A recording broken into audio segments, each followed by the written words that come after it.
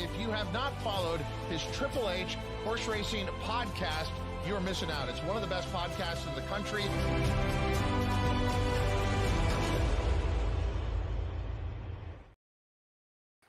Hello and welcome to episode 2 of Weekend Warriors. I'm your host for the weekend, Ryan Anderson. You know me from co-hosting Pacific Horse Players, as well as my own channel over on the Gallop Out. We'll be joined shortly by our normal co-host, Chris Walsh.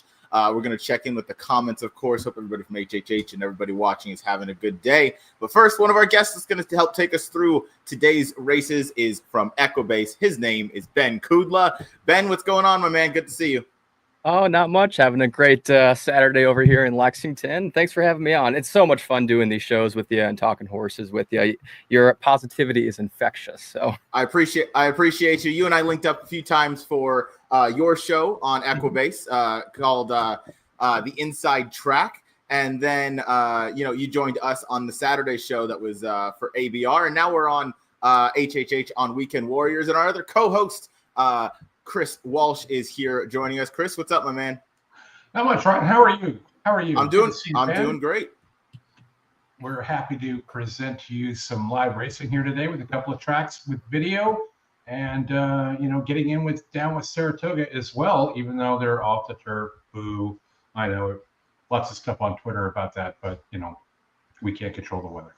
Yeah, you also can't ever make anybody happy. You can't make everyone happy on Twitter. We know that for a fact, especially on horse racing Twitter. That place is everybody's going to find a reason to be upset about something. But we do have live racing for you from Woodbine. We have live racing from Monmouth, and we will be covering Saratoga. Howard Kravitz and Patrick Kunzel from HHH are on site at Saratoga. They're going to be joining us in a little bit prior to the Bowling Green, which goes off in about 20 minutes. From Saratoga Racecourse, and then they'll join us towards the end of the show as the last race we are going to cover today is going to be the Grade 1 Diana Stakes. Those are the only 2 races on the turf at Saratoga. Course listed as yielding. Track seems to be drying out a little bit at Saratoga, but I think it's still listed as muddy, and the track is still sealed. First track we'll cover today is going to be the 7th at Woodbine, but before we get out there, just wanted to do a check-in. So, Chris, we'll start with you. How's your day going? Any bets going so far? Anything you like coming up here shortly? It's been a slow day so far. I do like some options here, including this Woodbine race. It seems like a wide open affair. Kitten's Romance there at 3-5 on the morning line. I do give a bit of a look to Secret Load there at 6-1. Second off the layoff here, we've got trainer here, Richard Hayaski. Not too good off the layup first time here, but I do think Secret Load can do something here, but Kitten's Romance should loom large here with this group with a couple of seconds last 2 races out. And just a note here with Woodbine Racing, it was a sort of a sad week with the passing of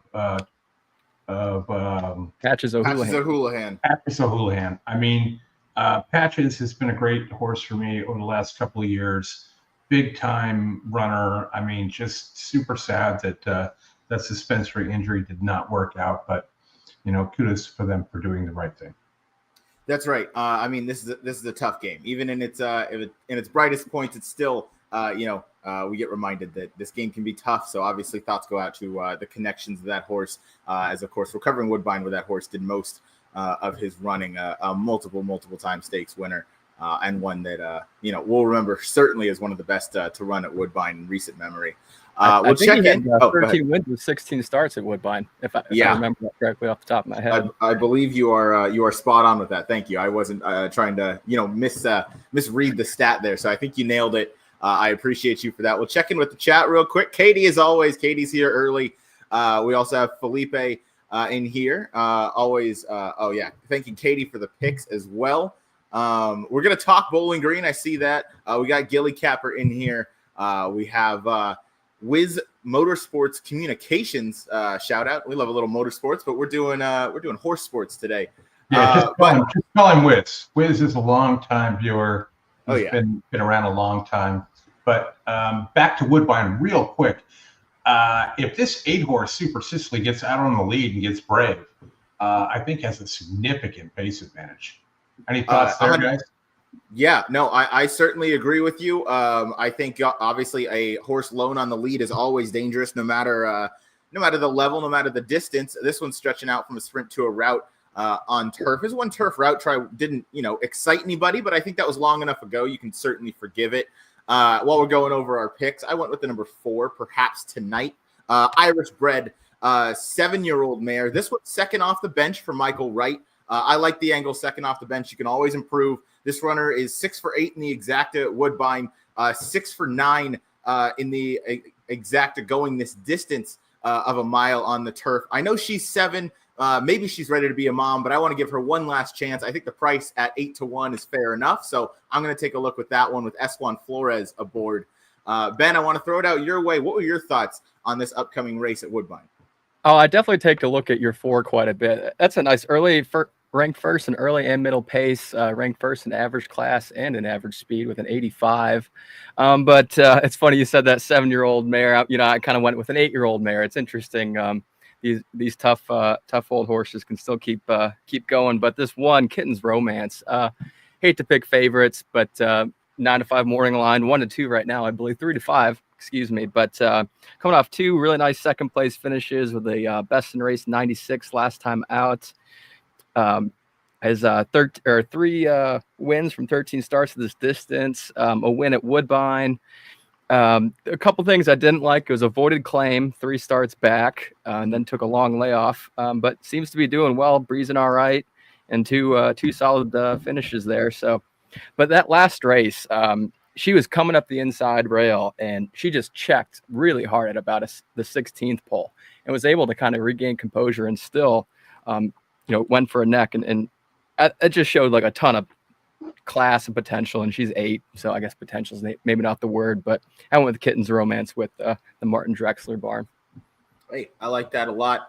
Interesting race. You can go a lot of different ways. Your favorite does look rather menacing, though.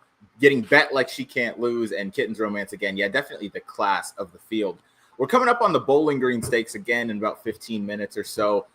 Quick thoughts on that before we do a little bit of a deeper dive. And as I mentioned, I think Howard Kravitz is going to be joining us a little bit prior to post time. But Chris, I want to throw it out your way. Obviously, a lot of scratches kind of took the fields down in today's card. Diana is left without really any pace. This race still has a decent amount for what the race is. We're going a marathon distance here. Farbridge is your deserved favorite right now. I thought I was getting creative trying to beat this horse with Pete Visco on Picks and Ponies this week with the number 2 El Razine, and then just about every single person that tipped out a horse has tipped out El Razine. So that horse is now 7-2. I get that it's going to come down with the scratches as well. But how did you see the race, Chris? I think Tuscan's going to just try and get the lead and go. That's really the only option there in terms of a pace perspective. But you're talking 4-horse fields here. This is reminiscent of California. And when you get the rain and whatnot, so race is more or less a pass for me. You got Rosario on that 7-horse there. Who knows what he's going to do, right? It's just kind of a dangerous situation here. It's a race that does start the late pick 5, which is unfortunate. But I would probably pivot and do something a little bit later, where at least for him to get one great run on the inner turf, actually on the turf, and maybe look for a wager there. But That's just kind of my feelings there. It's like sometimes when you get these short fields and whatnot, they can either run the form or you can end up with a abnormal result, so to speak. Yeah, absolutely. Chaos can ensue in these races where the track conditions have changed, overnight with the abundance of rain. We're loading into the gate now for Woodbine race number 7. So I'll let Robert Geller take us with the rest of the load and the call. This is Woodbine race 7. Flashing out a bit, backpedaling somewhat. So number 6, Sharp Flame, now asked to step forward. Sharp Flame on the approach to the gate. Next along is Two Sip Sally. Sharp Flame almost right, still a little unobliging as we await horse number 6. Down to 5 to 1. The market mover is Two Sip Sally, has touched into 5s. So too now number 2, Secret Load. They're both at 5 to 1. And at Sharp Flame, the front of the gate has been opened.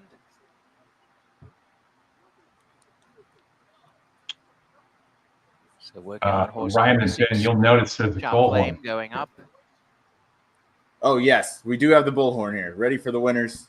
Yeah, you get a winner. The goal horn goes off with a loud goal horn. So Following this race, got every we'll NHL team on the speaker except the Cracker. It's the 2-year-old Gotta love it. turn in race 8.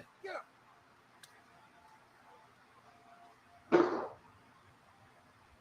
Sharp Flame really putting on a bit of a turn here. Out of the saddle is Sofia Vives.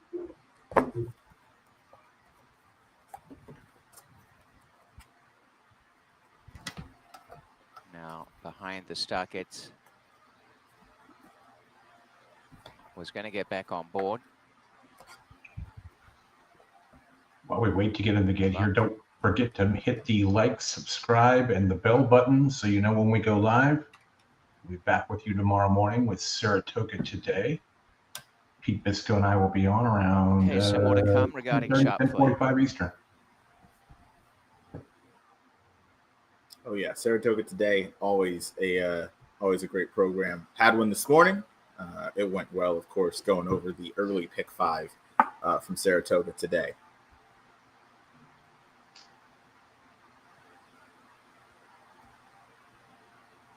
All right, a little bit of a delay. The 6 has been scratched. Stewards refusing to load. A gate scratch at the gate number. Interesting. Refusing to load. That's not really something we see down here. They give the horses, weeks sometimes to go ahead and get in there. So it's nice to see that they're not doing that unfair advantage of letting them take way longer than is necessary. We saw how long that already took. Gave them about 3-4 minutes, and now it looks like they're gonna scratch the horse. They'll run another day, and they're gonna load in again shortly. Who's the only horse to gate scratch in the Breeders' Cup Classic? Oh, that's got to be that. Was it that horse that ran next to? What is the horse that ended up winning for purse money only? The Appleby horse. Nope. Quality Road. No? Breeders' Cup Classic. Oh, in the Classic. I'm sorry. I thought you meant just interesting. in any Breeders' Cup race. That's great knowledge. Romance back to the A really inside. nice The quality first road gate filly back up. coming up in the 8th. Late scratch So and that's Sharp what Flame my got deer hot and bothered stakes. behind the gate and was We not got able Woodbine. to go in, and so is Yeah, out of the race. we got some good stakes racing Secret today Load at to gate Woodbine. 2, followed along by perhaps tonight. Good racing at Monmouth as well, and then Saratoga as well. Destiny Howard will be Row joining us has shortly. gate Just 5, sent me a Daisuke text that he'll be Fukumoto, on 11 soon. to 1 odds. Now coming to the line and goes in. Two Sip Sally will be next. Is now showing 7 to 2. The last along is Super Sicily. Outside gate for Leo Salas.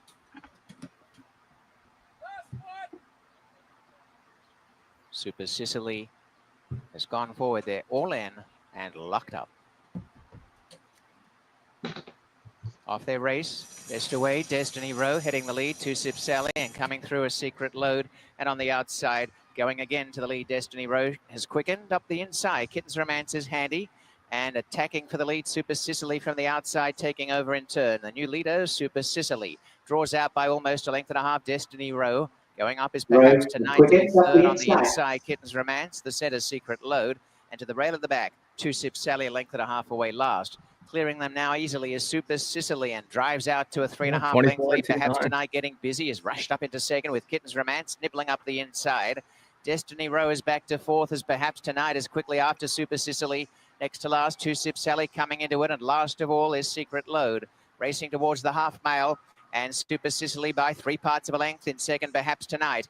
1.5 to Kitten's Romance is Handy on the inside. On the outer, Destiny Row next to last, 2 Sip Sally, and last of all is still Secret Load. They come down to the final 3/8, and Super Sicily by a neck, perhaps tonight, nudging up. Right behind them now, Kitten's Romance. Destiny Row on the outside. They turn into the stretch, the top 4. Next to last, 2 Sip Sally, and last, Secret Load. And down the stretch, opening comes for Kitten's Romance, trying to get up the inside. And going up is Destiny Row to hit the front with Super Sicilian coming through fast, 2 Sip Sally. And 2 Sip Sally drives with Kitten's Romance the inside. And 3 across the track. And it is 2 Sip Sally and Kitten's Romance. Kitten's Romance has the rail. 2 Sip Sally, Kitten's Romance. And now Kitten's Romance on the inside. 2 Sip Sally won't give up. They hit the wire. Oh, that is close. 2 Sip Sally on the outside with a bob, and on the rail, Very Kitten's close. Romance, a photo finish. Anytime Robert Geller does not call the winner of the race, you know it's a close photo finish. All right, with the Bowling Green approaching, we have live on track at Saratoga, none other than the founder and the main host of HHH. It is Howard Kravitz. Howard, what's up, brother? Welcome, everyone. Hello from beautiful Saratoga. Ben, nice to meet you there on the screen. Yeah. How you doing? I'm guys, fantastic. it's been a very interesting day/weekend here. What Mother Nature, yikes, not exactly cooperating. A lot of small fields and stuff off the turf. It's a real bummer. However, as anyone as part of our sort of podcast group knows, I'm currently in heaven right now, not only Saratoga, but in our wonderful gazebo. Thank you, Donnie Nelson from Naira Bets. And we're right off the first turn. Chris and Ben, if you can't tell, right behind me, guys, is basically the home stretch. So we might see some horses behind jogging. Obviously, this is a turf race. The turf course is right behind me over there. Quick weather update. Hope Pete and Paul are listening, Ryan. You know how much they love the weather. It's pretty much clear today. We got some heavy rain earlier. Obviously, they're off the turf except for the stake races. We're supposed to get a little rain according to the radar in the next maybe 20 minutes. It doesn't look that heavy. It is quite warm and is pretty humid. So that's, I'm assuming we're going to be able to get the Diana in. Let's hope so. I don't know what they would do. But it has been, the turf course has been drying out all day, guys. So we'll see. Yeah. So that's the quick report. Should we get into the handicapping of the Bowling Green? Yeah, we absolutely should. Obviously, we have a few scratches with the 1 starting over, the 3 Tawny Port, the 5 Web Slinger, and then the 8 Corruption with all the MTOs scratched as this race is on the grass. This race is on the inner. The Diana got moved to the Melon, so you get 1 race on either turf course. So good luck trying to find any biases or anything like that. You really just got to hope that this is going to be a fair playing racetrack, and it's going to be whoever takes to this yielding course. Howard, let's go with you to start us off. Who do you like as we approach the Bowling Green? Yeah. By the way, is my sound okay? Because I don't have my headphones. Oh, it sounds great. Can you hear me great. Sounds great. Better than with the headphones. By the way, shout out to the wonderful Luke, our server, who's we might see in the background here. Come here, Luke. Come on, pop on here. Luke's been taking care of us. Luke, welcome to the HHH Racing Podcast. Thank you. There's our Luke. crew. Does a great job here from Wilton, New York. He's got a business card. He's going to get all of his friends to subscribe. Awesome. Everything, I will. I'll send it out. There you go. Hey, Love Howard, it. tell Luke to. All right. to I know send me a people are version too. left, like, what the hell are we doing here? All right. Alverzine, Ryan, you and Pete, I got much respect. You guys both picked this horse on top on Thursday night. We did not talk about that, right, Ryan? Like, we didn't even talk about this race. And I'm watching the show. I don't know how Chris and Ben feel. I'm a little concerned about the softer turf. I figured Alverzine probably wanted firm. He's never run on soft. Now, Chris, you're old like me. Ben, you look pretty young. So we know the English channels can run on soft, right, Chris? I mean, but this horse has never done it. That's my only concern. I love everything about this horse. A progressive 4-year-old who has run over the surface, likes the distance, is getting better. Ryan, I know you and Pete correctly talked about Hershey and Intellect, who he faced last time. I think he's going to, there's not a lot of speed in this race at all. I don't really know what's going to happen. I think Tucson's going to the lead. And why can't El Razine just sit right off? I mean, he's going to get a great trip. Just the question is, he's good enough? Can he handle the soft? So I'm going to try to upset with El Razine with not quite as much confidence, guys, as I had before the turf. It's listed, I think the turf is listed yielding. It's probably legit yielding. And as I speak right now, we're getting very slight drizzle. But anyway, I'm going to go Al Razine over Farbridge and hope that Al Razine can take to the turf. Yeah, this race is going to turn into a bit of a jockey race with the tactics that are going to go on. Speaking of tactics, we're going to add one more into the mix to get this even more fun and more lively. It's none other than Matt Miller, who I'm sure is participating in the contest today. Not anymore. Not anymore. They have a call to the post in the background. By the way, if you look at the contest, I have 2 entries, and let's just say that I'm all in this race. I don't want to say exactly what I'm doing. I'm all in on both contest entries in one way or another in this race. All right. Well, good luck to you, Howard. Matt, how is your day going? It's funny. I was in 3 different contests. The Nairo one, we're going to blame Jackson for this one. I went on to the In the Money show this morning, asked for the most likely winner, and he gave me, what was the horse's name? The 5 horse that stumbled out of the gate and Resilience? Lost. Yes. He said Resilience was the most likely winner.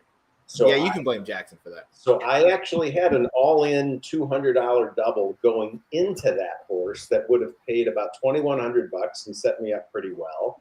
Mm-hmm. That went to shit. The Twin Spires contest I was in, thankfully, I was able to hit in cash while losing in the tournament, such that I made some money. That's kind of a trick I have for doing these things. So, okay, overall doing just fine. Not up a ton, up a little bit. You guys would laugh. I did something unusual. Maybe Pick 6 Fever took over for me with that carryover the other day, but I actually played a little one for today, and okay, we're alive so far. This guy is. Can I ask you guys a question? Yeah, go for it. Can I ask a question? I'd love to hear from Ben or Chris on this one. I'm looking at the odds board. I know 3 to 5. You're like, Howard, that's really low. In a 4-horse field, based on what Farbridge has done in his career, I mean, Chris and Ben, shouldn't he be like 1 to 5? 3 to 5 almost seems light to me. Am I crazy? Yes. No, you're not. You're not crazy. Yeah, 3 to 5 is really not bad. I think this is a pretty good anchor for me, at least Farbridge. I mean, he's definitely, not a long shot play, but I mean, over the past year, this horse has just been a monster. Last August, won the Grade 1 Sword Dancer at Saratoga, running 113 Equibase speed figure, going 1.5 miles on the turf over measured time. Silver Knot and Grand Sonata, all really good horses. Comes right back for 2nd consecutive Grade 1 win, that Turf Classic at BAQ. Also going 1.5 miles from the turf, earned a 116 Equibase speed figure for that performance. Didn't fire in the Breeders' Cup Turf, finishing 9th by 5 3/4. Takes a 4-month layoff, and just what a brilliant 5-year-old campaign he's having. Beat Corruption by a neck in a hard-fought battle in that Grade 3 Pan Am Stakes in March at Gulfstream. Comes back a couple months later to win the Grade 2 Man of War Stakes at BAQ in May. Last time out, finishes 3rd by a neck behind stablemate Deterministic and a late charging Integration, going 1 mile 1/8. But going back to his preferred longer distance in here, where he's 1 for 2, and he has 1 win and 3/3 over the Saratoga turf as well. Ranked 1st in average class of a 116, 1st in average speed, and the best late pace rating of a 113 as well. So all things point to Farbridge. And I think that's just a single for me. But I do like El Razine, and I respect going against Farbridge. Real quick, guys, El Razine, Ryan, got a pretty aggressive warm-up. I don't know what that means. People are going to read into it any way you want. If you see me looking my left, that's why. Pretty aggressive in the warm-up. He's going to be forward, I think, in this race. I'm not saying on the lead, but I don't think El Razine will be too far back, guys. No, he shouldn't be. I'm really curious where Tucson goes early. You'd think with the other Pletcher entrant, that one has showed speed. You'd think if Rosario decides to be aggressive on Farbridge, Tucson kind of takes it to him early. I could see this very much being a jockey's race. We're only down to 4 horses. Matt, if you were alive in the tournament, who were you thinking of here? Was this a play or a pass for you after all these scratches? This would have been a play. I think the exacta Farbridge over El Razine is a pretty juicy 2.2 to 1 right now, 2.3 to 1. That's not terrible in a 4-horse race, especially if you've got a couple entries. Maybe on the other one, I don't know if they still have a trifecta, but you could probably do it where, sorry, Howard. So like I said, Harrow. I would be pounding Harrow here. And well, hey, Matt, I'd rather not say what I'm alive to right now until the race goes off, but the double that was 6-5 in the last race, guys, in a coupled entry. And by the way, that Malarchuk looks like a future stakes horse to me. That won the previous race. The double into Farbridge plays 3.35 to 1. I'd say that's decent. Yeah, but Howard, look at the double into the next race. Look at the double into the next race, you said? Mm-hmm. With what horse? The 5-horse, Gilded Kraken. Yes. Is 7-2, the second choice. What is it, 10 to 1? 12 to 1 morning line, 8 to. Nice. Well, I don't take much stock in the morning line, guys, because it's only a 4-horse field in the next race. I get it. I mean, we're dealing with short fields here, but no doubt. No, I mean, Matt knows this as well as anyone on this screen. Any serious players in this contest are putting a lot of their money right here through Farbridge, one way or another. That doesn't mean he's a cinch, though. But I mean, like you said, Chris, the value's too good on doubles, etc. Either going into or coming out of, right, Matt? Yeah. Look, I absolutely pounded the living daylights out of that double into this horse. So me too.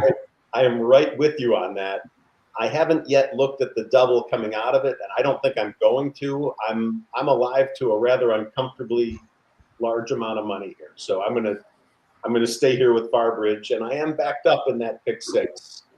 At least I went deep in one of my tickets, so we'll see what happens. Matt, I have the goal light and the horn ready to roll. Terrific. I see the doubles Farbridge into the 4-horse the next race. The smallest is 3 to 1. The largest is 18 to 1 to the 8. Yeah, those are doubles. Those are dollar doubles. Everyone, Farbridge into the next race. Yeah, the 5 Gilded Kraken's going to win. Yeah, the 5. Yeah, Gilded Kraken in the next race certainly looked loose after all the scratches. There wasn't a whole lot of speed in that race to begin with. I picked that horse. If this race was on the turf, I like him even more now that this race is back on the dirt, which he's run very good at on both surfaces. So, now looking at how he's been loose, Jose Ortiz is having himself quite the day. I believe he's 3 wins. It might even be 4, depending on if he won either of the last 2 races. But he's having quite the day, and I want to know what his month ROI is, because he was 16 for 40 ending that Churchill weekend. Came right into Saratoga, guns a-blazing. He has been the hottest rider in the country, I think, without a doubt. I will say that if anyone's rooting for me in the contest, which you certainly don't have to be there at home, but if Farbridge loses, I still could be alive in the contest. I'm just going to leave it at that. Okay. I was not going all in only on Farbridge. I just don't for some bizarre reason, I don't think he has to win this race. He probably will, but I don't know. And Ryan, I have you covered with the audio at Saratoga. Oh, so thank you. I'm just waiting for them to. Looks like they're approaching the gate here, guys. I know you might be a little bit behind, but I'm very nice to see a grass race here in New York this weekend, to be very honest. It's post time for the 67th running of the Bowling Green. Can you hear that? Okay. Oh, yeah. Cool.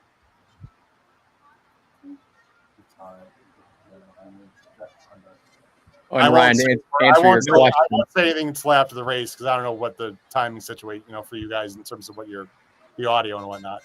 But you might hear. It's going to end here first, so that might spoil it. But I don't know if you'll be able to hear Frank Miramati. Here we go, guys. Heavily favored Farbridge takes up his spot. And we're off in the Bowling Green. And Tucson is hustled out for the early lead. Farbridge comes away in second. Harrow is third in the early going. Elverzine just steadied ever so slightly. And that makes it a single file race. Moving around the far turn, Luis Saez is putting the pedal to the metal on Tucson. And so Tucson will open up into the stretch for the first time. Joel Rosario has Far Bridge a clear cut second, and then it's another 3. Back to Harrow in third. El Razine is 10 lengths off the Not where I thought El Razine would be, guys, to be honest. Tucson left alone, Gallants in front. This course is really yielding. 24-2 is fast. Far Bridge will be patiently handled while in hand. Harrow a dozen lengths off the pace. 2 more to El Razine. 24-2 for Tucson. Tucson unchallenged. Still in front by 5 lengths. Far Bridge just gliding left. Another 3. Third. And El Razine. Been no change in the running order. It's Tucson. I think them on the way. The lead is down to 3 lengths. And 6 furlongs went in 1:14-4. That's the end of the race for the 4. Far Bridge poised. There he goes. On Tucson, he's done This is an unnecessary early move, guys. I don't understand this ride on the 7 at all. Is called upon at the back. Tucson trying to battle with Far Bridge. Far Bridge has the upper hand. And Rosario has pushed the button. Far Bridge starts to sprint for home. Opening up 3 on Tucson second. Here comes El Razine. He's starting to inch up on the outside. Razine widest of all. They're coming to the furlong pole. Far Bridge in complete control. In the second, El Razine motors into second. Far Bridge by 6 lengths.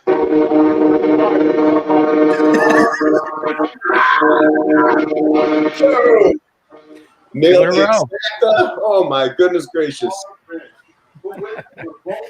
There we go. Had the horn before they crossed the line. You'll love it.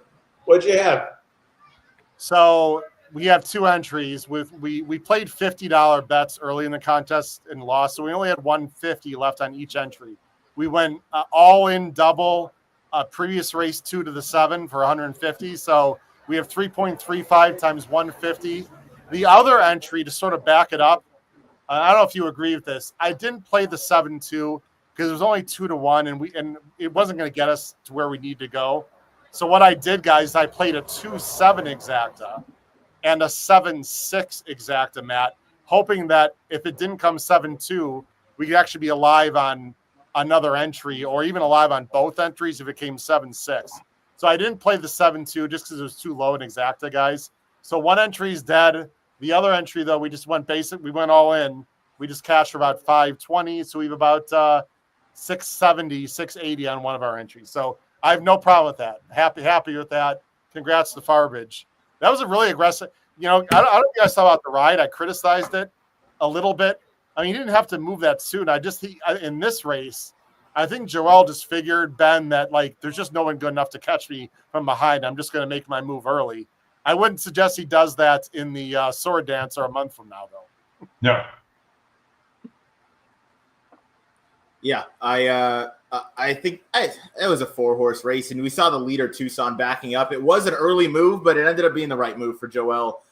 It was aggressive. He could just kind of took it to him. Best horse in the race. Don't let the others catch you. Don't let El Razine, don't let Harrow get up to you. Don't even make it a fight. Open up on the field, make them come catch you. And he had plenty of horse. I don't think he was losing this race no matter what. But for as much as I like to personally criticize Rosario for some of those rides, I do think that ride was the right one. You had the heavy favorite. You just took it to him in a jockey's race. You didn't let anything crazy go on.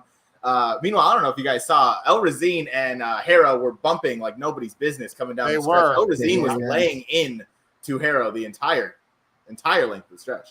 Ryan, I don't know how you feel. If that result for second and third was, let's say, 2 lengths or less, I think there'd be inquiry. But because it was like 4-length difference, I don't think they're even going to bother looking at it. But I don't think so. It's crazy, guys, in a 4-horse field, how much bumper cars there was in the stretch between Dylan and Irad there. It happens a lot. It happens so many times in short fields with a bump like that. But Brian, I think your analysis is great there with the way that ride worked out for Rosario. That's one of his better ones. He took it to him when he had the chance and just had the better horse and knew it. And guys, they're coming around. I'm going to show you here. Sorry, Chris. We've got, here comes Tucson. You're going to see first. And there's your winner coming into picture there. Well, it's hard to see. But anyway, there they are dragging back. Not exactly No close-up view. But anyway. A note on Tucson as well. I mean, Saez had a speed horse. He did exactly what he should have. I mean, 24 and change, 48 and change. Yes, it's fast. That's absolutely the right move. Don't bring everybody into the race, open it up, let him roll. He didn't have it. That's fine. He wasn't really supposed to in a field like this. He was clearly outclassed. That was his only way to go, and he just kind of had to hope that none of the other horses took to the grass. But, it ended up being the 2 horses by English Channel out of Kitten's Joy Mares. Both ran 1-2. Last thing I'll say, and then I'll leave you guys for a while before the Diana, if that's okay. I don't know who's going to come to the Sword Dancer, Matt, when we're here in August. But assuming there are some maybe €1 or other really good horses, Farbridge is really likable. He's just going to be a bet against in that race. I have a feeling I will not be betting Farbridge. I see you're shaking your head. Do you agree, Matt? He's just a really nice animal. I just don't know if he's like super duper nice. And I'm curious to see who we're going to see here, Matt, in the Grade 1 Sword Dancer in early August. Yeah, I think what we just saw was fantastic for what was required. I'm just not sure when you step it up if that's going to be enough. I wouldn't hold this race against Farbridge by any stretch. It's just a question of who's gonna show. The bigger worry I have, Howard, is whether you're going to bring the weather with you again. I mean, this is getting ridiculous. We got to start doing anti-rain dances or something. Well, and by the way, I'm sure there's guys haven't been paying attention to Axon. Again, Ben and Chris especially. I don't know how you guys feel, but look, you don't have to bet Saratoga, okay? No one likes 4, 5, 6 horse fields. Everyone's got to understand this is the beginning of their meet. They're not going to rip up this turf course. And we got legitimate rain this morning and especially Thursday. It hasn't been raining a lot, but it's been those sort of pop-up Adirondack kind of thunderstorms. And so they're going to protect the turf course. Last week was beautiful here, right, guys? Unfortunately, I wasn't here. But so it's New York in the summer. It is what it is. There's some great races coming up left, especially race 10, guys. I hope you talk in detail about that allowance race, the 7 furlong. I think it's race 10. That's the best race of the day coming up, other than the Diana, of course. So I'm going to sign off, guys. Ryan, Matt. Before you sign off, let me just tell you this. I said this to Matt earlier. In 3 years, there will be no inner turf course. It'll be synthetic. At Saratoga? 100%. I saw some talks of that on Twitter too. That's interesting. I really wonder. This thing will be set up like Delmar, where there'll be one turf course, synthetic, and dirt. Yep. It's coming, man. I'm telling you. All right. Look, I personally, I don't have a problem with synthetic. I don't want to. That's a whole other. I really don't. I've talked about this ad nauseum. If you're talking to someone who, if you think I'm gonna like crap on synthetic, that you're talking to the wrong person. So I don't mind it. But Chris, you could be right. I crap on synthetic all the time, so that's just me. It makes it less synthetic. It does. Thanks, guys. I'll be back for the Diana. We got a tractor coming. Yeah, you're not gonna be able to hear me. Take care, everyone. Yeah. Thank you, Howard. Bye. All right, Ryan. 2 minutes to Monmouth. 2 minutes to Monmouth for the finale. I believe it's going as race number 9. We have a restricted claiming race out at Monmouth. Chris, I'll keep it with you. What are your thoughts? What's going on? What's up?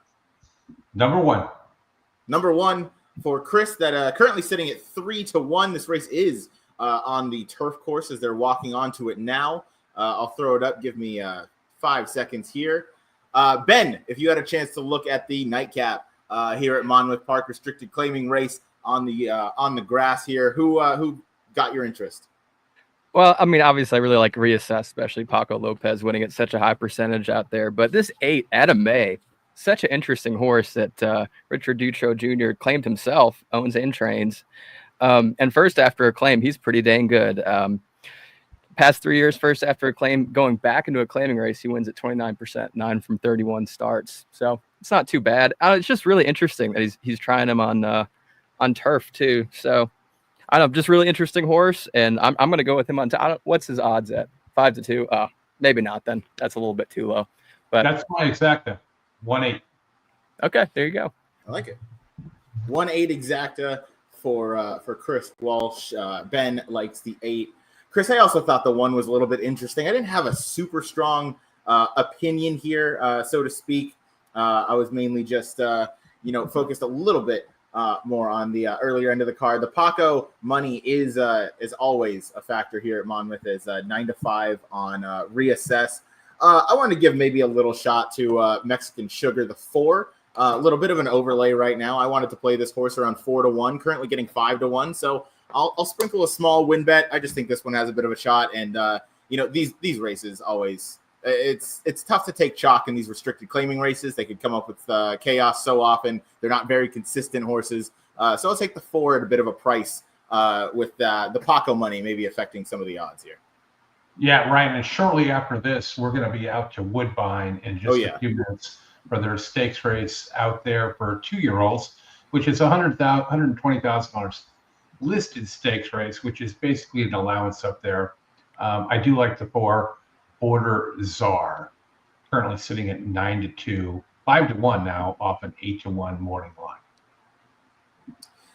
Yes, we will get out to Woodbine. I like Border Czar a little bit. I think that one's very interesting. I look towards the outside in the number 9 Sapphire Beach. That horse is taking a lot of money, down to 6-1 off that 12-1 morning line. That shows that this runner is taking some live money. By No Nay Never, out of a Galileo mare that screams, not dirt as this race is taking place on synthetic. So I'll give that one a look. At a nice little price there. And I know we will talk more about that race as we are just a couple minutes out from there. Showing 2 minutes to post on my screen. They're loading into the gate at Monmouth Park right now. So we'll turn it over to Matt Dinnerman, and he's going to give us the rest of the load and the live call here in just a moment. Depending on how your day has gone, there is a horse in here named Miseria. You should send that to Jackson, Matt. That might be very fitting. We'll see. I'll just point out, at least in the multis, the 1 and the 3 really got very, very similar money. The 3 got it heavier in the double, but not as much on the 8. All right, let me hit the volume so we can hear Matt Dinnerman give us the call of the finale from Monmouth Park. The outside post. Live racing resumes tomorrow in Monmouth. First post 12:50. We'll see you then. But for now, enjoy this nightcap. We're ready to go. They're ready to go. And we're off. Reassess gets the first call of the race. Mexican Sugar was away alertly. Is going to take back. Mysaria on the lead, too. Don't listen. Firing forward from the inside. 3 across the track. Don't listen inside with Reassess. They get acquainted. Mysaria not far behind in third. Adame to her outside 40. Then Mexican Sugar, 5th place, 3 off a contentious pace, another 3 to Heaven's Express, second to last, and KDK the money they won as they approach the 4-turn run. Don't listen. Age back up to Reassess. 5-1. Mysaria across the track, farther out, Adame losing ground, 4 wide on the course as they round the turn. Mexican Sugar gets the perfect trip, and she's waiting right now behind the leaders. Mexican Sugar looks like she's got a lot of horse if she can find a way out of traffic. Top of the stretch. It's a scramble coming off the turn here. Reassess has the lead. Mexican Sugar coming to split horses now. Finds the same. Does Mexican Sugar. And there you go, Mexican Ryan. Sugar roars to the lead. I mean, Mexican that was just a dream trip, right? I mean, you sat off 4 dueling leaders. Mexican that is Sugar. Samuel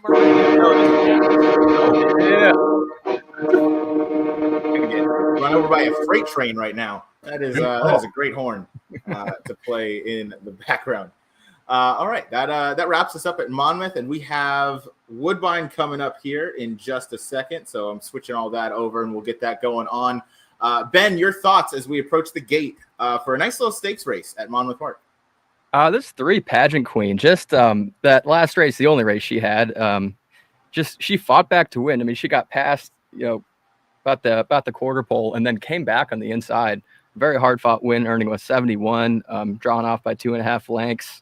I thought that was just incredibly impressive for a 2-year-old. So I do like the Mark Cassie's out there, but I think just having that experience is pretty huge for this race. So I'm going to go with the 3 Pageant Queen. A point on those 2 Mark Cassie runners, it really feels like those 2 are at least bred to go longer. So I maybe want to give those a bit of a look or a bit of a wait and see type approach. Go ahead, Matt. Just a quick note. I think the 2 is going to be catching a whole bunch of CAW money. I would recommend getting your win money in. Let them adjust to you rather than betting at the last second. There we go. I like that. I like that note as the 2 is going to likely take some late money based on those will pays. You can see they're on the screen right now, and the 2 is significantly lower. So, right. He was 7-2 when I did that. So, I mean, I expect it's going to keep going maybe a little bit, but I wanted to get it in first. I'm I on love the it. 4 and the 7. I am on the 9. And then Ben, remind us one more time what horse you are on. I went the 3 here at 7-1. There we go. We're all taking some prices. The 2 now down to 2-1. Loading in the gate. Robert Geller will give us the rest of the load and the live call of this nice stakes race. The My Deer Stakes for 2-year-olds at Woodbine. Bound is Super Sporty for Emma Jane. We're all going to be saying My Deer. Or Oh Dear. Super Sporty side on to the gate. Or you could be saying thank you to Last Amy. couple, Armored There you go. Guard. That's true. Could be saying That's a thank great you. one. Waiting in turn still for It is. Super Sporty is not quite there. And the other one is Sapphire Beach for Pietro Morin. Being shipped across from Churchill. Mike Doyle, the trainer, and will be the last. But going up is Super Sporty with a little reluctance. Then Again, we're still back not out quite to there. Saratoga for the late pick 4, another 4-horse Front of the race. gate to be open now for horse 7, Super Soft Sporty. turf days really take down those fields. But if you can press up some opinions, play some skinny tickets, you can still certainly have a really nice day. Focus of 100%. attention. Right. Jackson won the Woodbine has 20-cent pick Victoria 4s, Stakes earlier in the $20 program. $1. Now it's the fillies' turn for the 2-year-old stakes. It's not a requirement. to Super play in the Sporty points. gradually coming in, has come forward. That has done the trick. The front of the gate helped. Really featuring that Stay in the gate show. is the next requirement. Yeah, they are.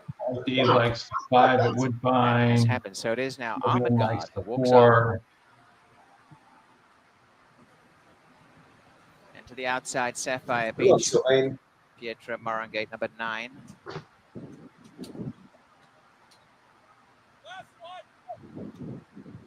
Robin likes the long shot. 8. Sapphire Beach.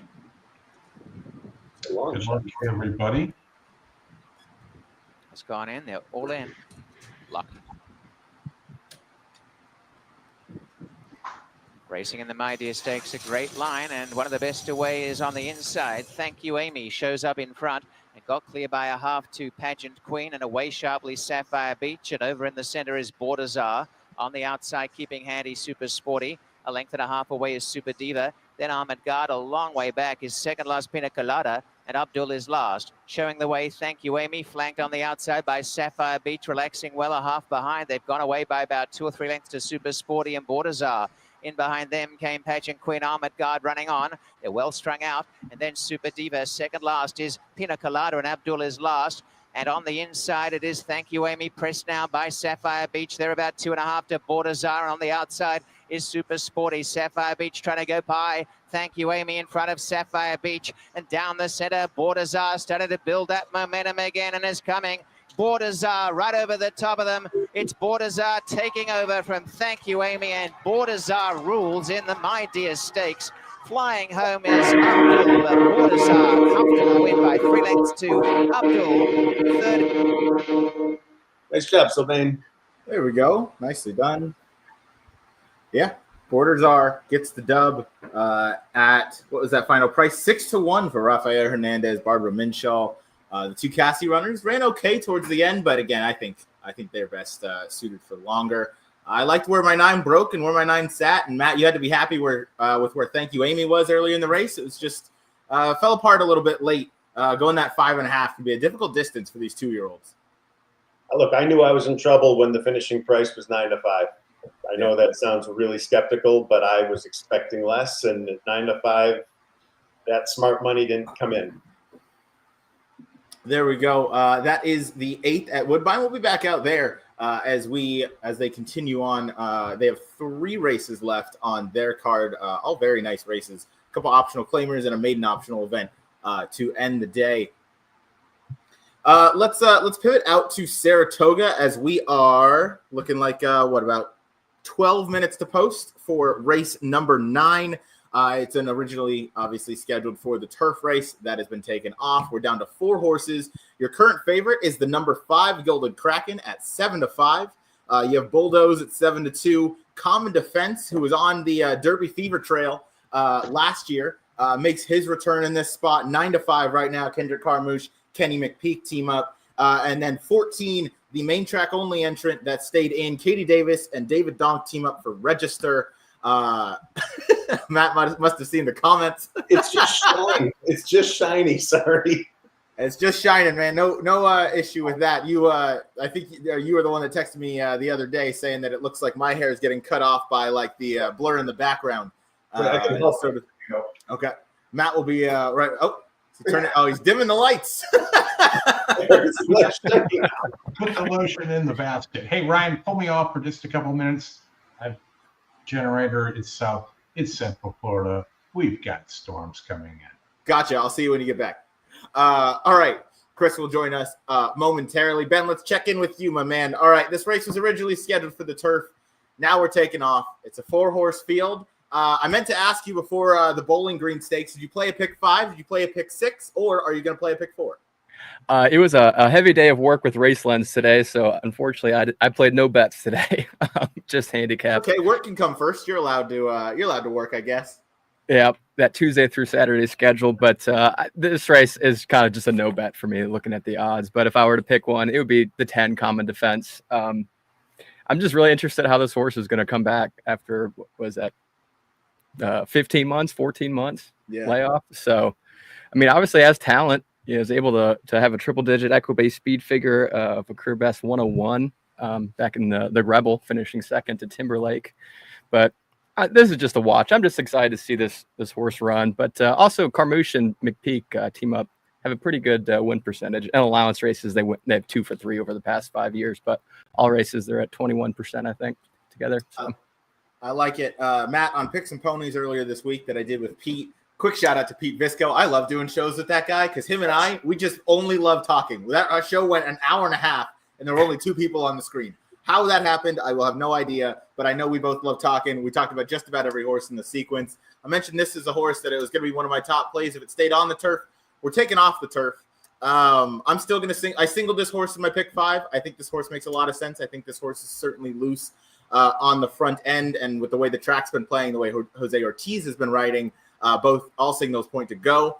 What are your thoughts on this race? Obviously, from a tournament perspective, how would you have played this race once it gets taken off? These off the turf races, do you like when the field shrinks down like this because you can just press up an opinion a little bit harder and you have less chaos to kind of evaluate, or does this make it more of a pass? So in a tournament, this would likely be a pass. I mean, it would really need, coming off the turf, the scratches would really need to reveal a standout in some way, and I'm just not sure that these particular scratches show, only one horse could possibly win or something like that. So it's funny, in the pick 6s that I played, with only 4 horses, I figured, I know this sounds silly, I took all. I wasn't quite sure exactly where the money was going to go. And with the horse that I liked last race, I figured I'd be able to bet a double by getting a preview of the probables. And that's, in fact, exactly what I did. I bet a huge double with Farbridge into Gilded Kraken. And so by these rough calculations, I'm probably hoping for Gilded Kraken to win, given the size of the double I have. But if he doesn't, I'm going to guess my pick 6 payouts go up a bit. So strategically, that's how I approach the betting to this. But I haven't looked at the race in enough detail. I mean, once I looked and saw it was 4 horses and pick 6-wise, I could afford them all. I just said, all right, forget it. So I'll confess, I just stopped at that point and didn't really try. The only thing I really focused on last race was trying to figure out who was getting the money here. Mm-hmm. And I'm relatively satisfied at 3-2 that I found the right one. Yeah, looking at the will pays, it looks like Common Defense is also taking a lot of money and could even be your favorite come post time. Looking at it, which I think is really interesting. I think that entices me to bet Gilded Kraken more. I think Common Defense is a very talented horse. Obviously, he could take a step forward going 3-4. But in a case like this, you're coming off of I believe Ben called it a 15-month layoff, which I believe is right. I don't want to do that math right now. And I mean, that's a big ask. You're going over a pretty tight and demanding off-track surface, going 1 1/8 miles off the bench from McPeak, who We know he doesn't typically fire with those first-time starters. His layoff runners are better, but still similar where, it's not his strong suit. He's 9%, $1.44 ROI. This gives the wait-and-see kind of approach, but that might float that price come post-time up on Gilded Kraken even a little bit more. I'll bring Chris Walsh back into this. So, Ben, we haven't met before. First of all, it's so good to meet you, and I can tell just from your way, I can tell that you do your work. So I'm going to pose this question to you because, at least to me, these mile and an eighth races that I've been seeing at Saratoga have been looking like absolute stagger fests coming home. Where, I mean, honest to God, it looks like a person could run faster. I know that's preposterous, but they look that tired. So my question is, putting aside tactics, putting aside everything, who do you like the most to stay the distance? To stay the distance, I'd probably have to go with your 5 Gilded Kraken. But he's never gone, I guess, this far before, or I guess he went 1.5, 3 starts back, finished third.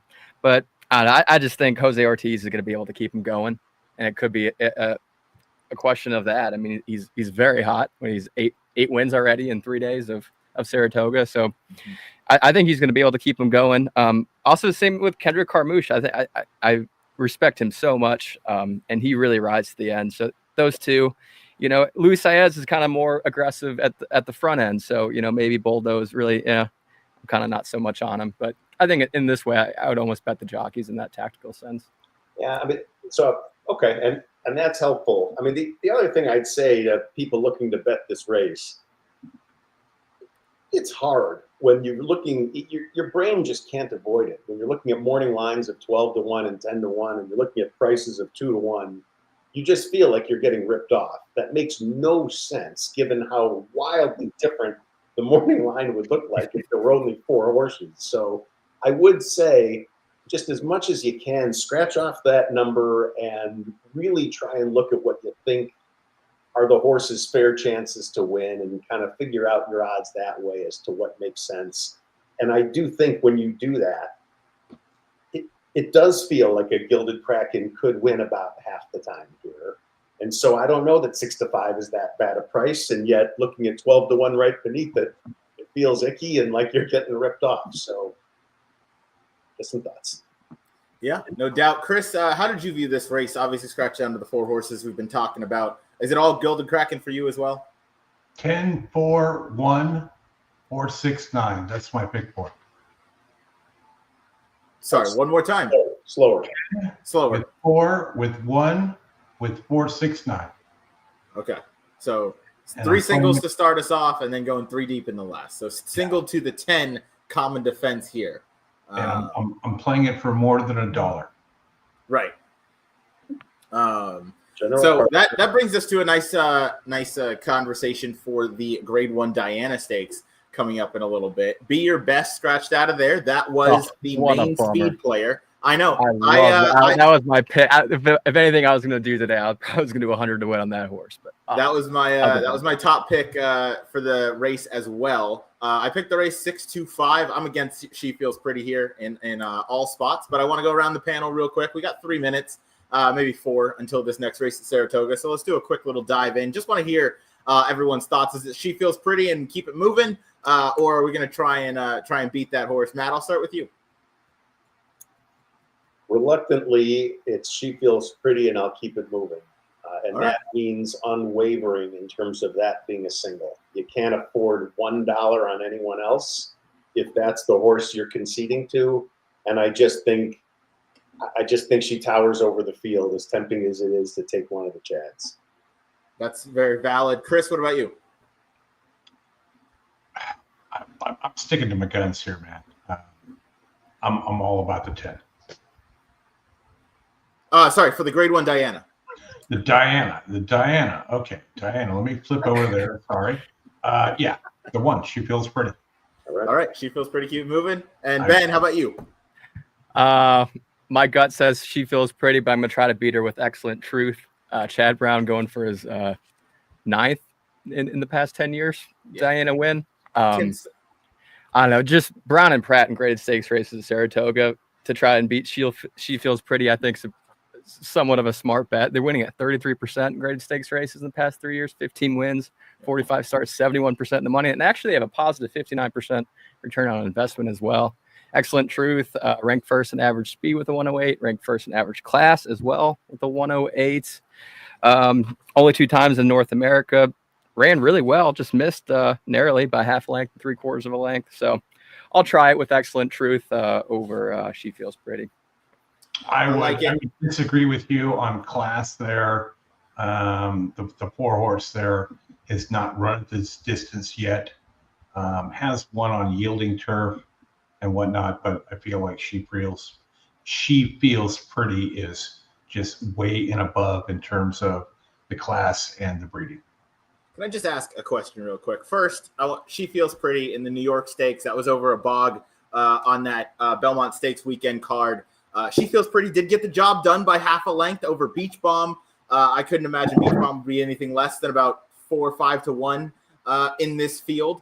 That was not the strongest race last time out, not the strongest field. I want to focus on these 2 Chad Brown runners. Why the hell is Dynamic Pricing a higher price than Excellent Truth? And Dynamic Pricing just beat Excellent Truth on the square last time to get a grade 1 win. I'm going with the 5. I've singled the 5 in my pick 5. I know I picked the race 6-2-5 before Be Your Best scratched out. Choicia on the yielding ground. I think we saw exactly how that horse handles the yielding ground last time out. Not going to use her today. I think Luis could send that one a bit to the front, but Dynamic Pricing skipped over that ground last time out. Love the way she closed. And I want to give her a big shot here is that other Chad, Dylan Davis, Clairvich Stables. Matt is shaking his head. Don't do it. Don't do it. Look, you're being given a gift here. You've got what is going to be a less than even money favorite and 2 competitive Chads. Just play this out, right? You're going to guess the wrong Chad. So just, you're being given a gift. The other horse you're throwing out is less than even money. If you're throwing that one out, just take both Chads and move on. And just a refresher, I do have a double here going into the 5, which is paying 4 to 1. I also have a double going into the 5, and I believe Matt also has a double going into the 5. Yeah, but my pick 4 is single to the 10, 10-4-1 with 4-6-9, right? So I've got some options here to make sure that I've got myself covered correctly in terms of payouts. You see how much late money this 10 is now taking? Yeah. That's the iPad getting picked up. That is substantial. That is pretty noticeable. Holy cow. Mm-hmm. It is, and we're in the gate. We're going to get audio going. Thank you, Chris.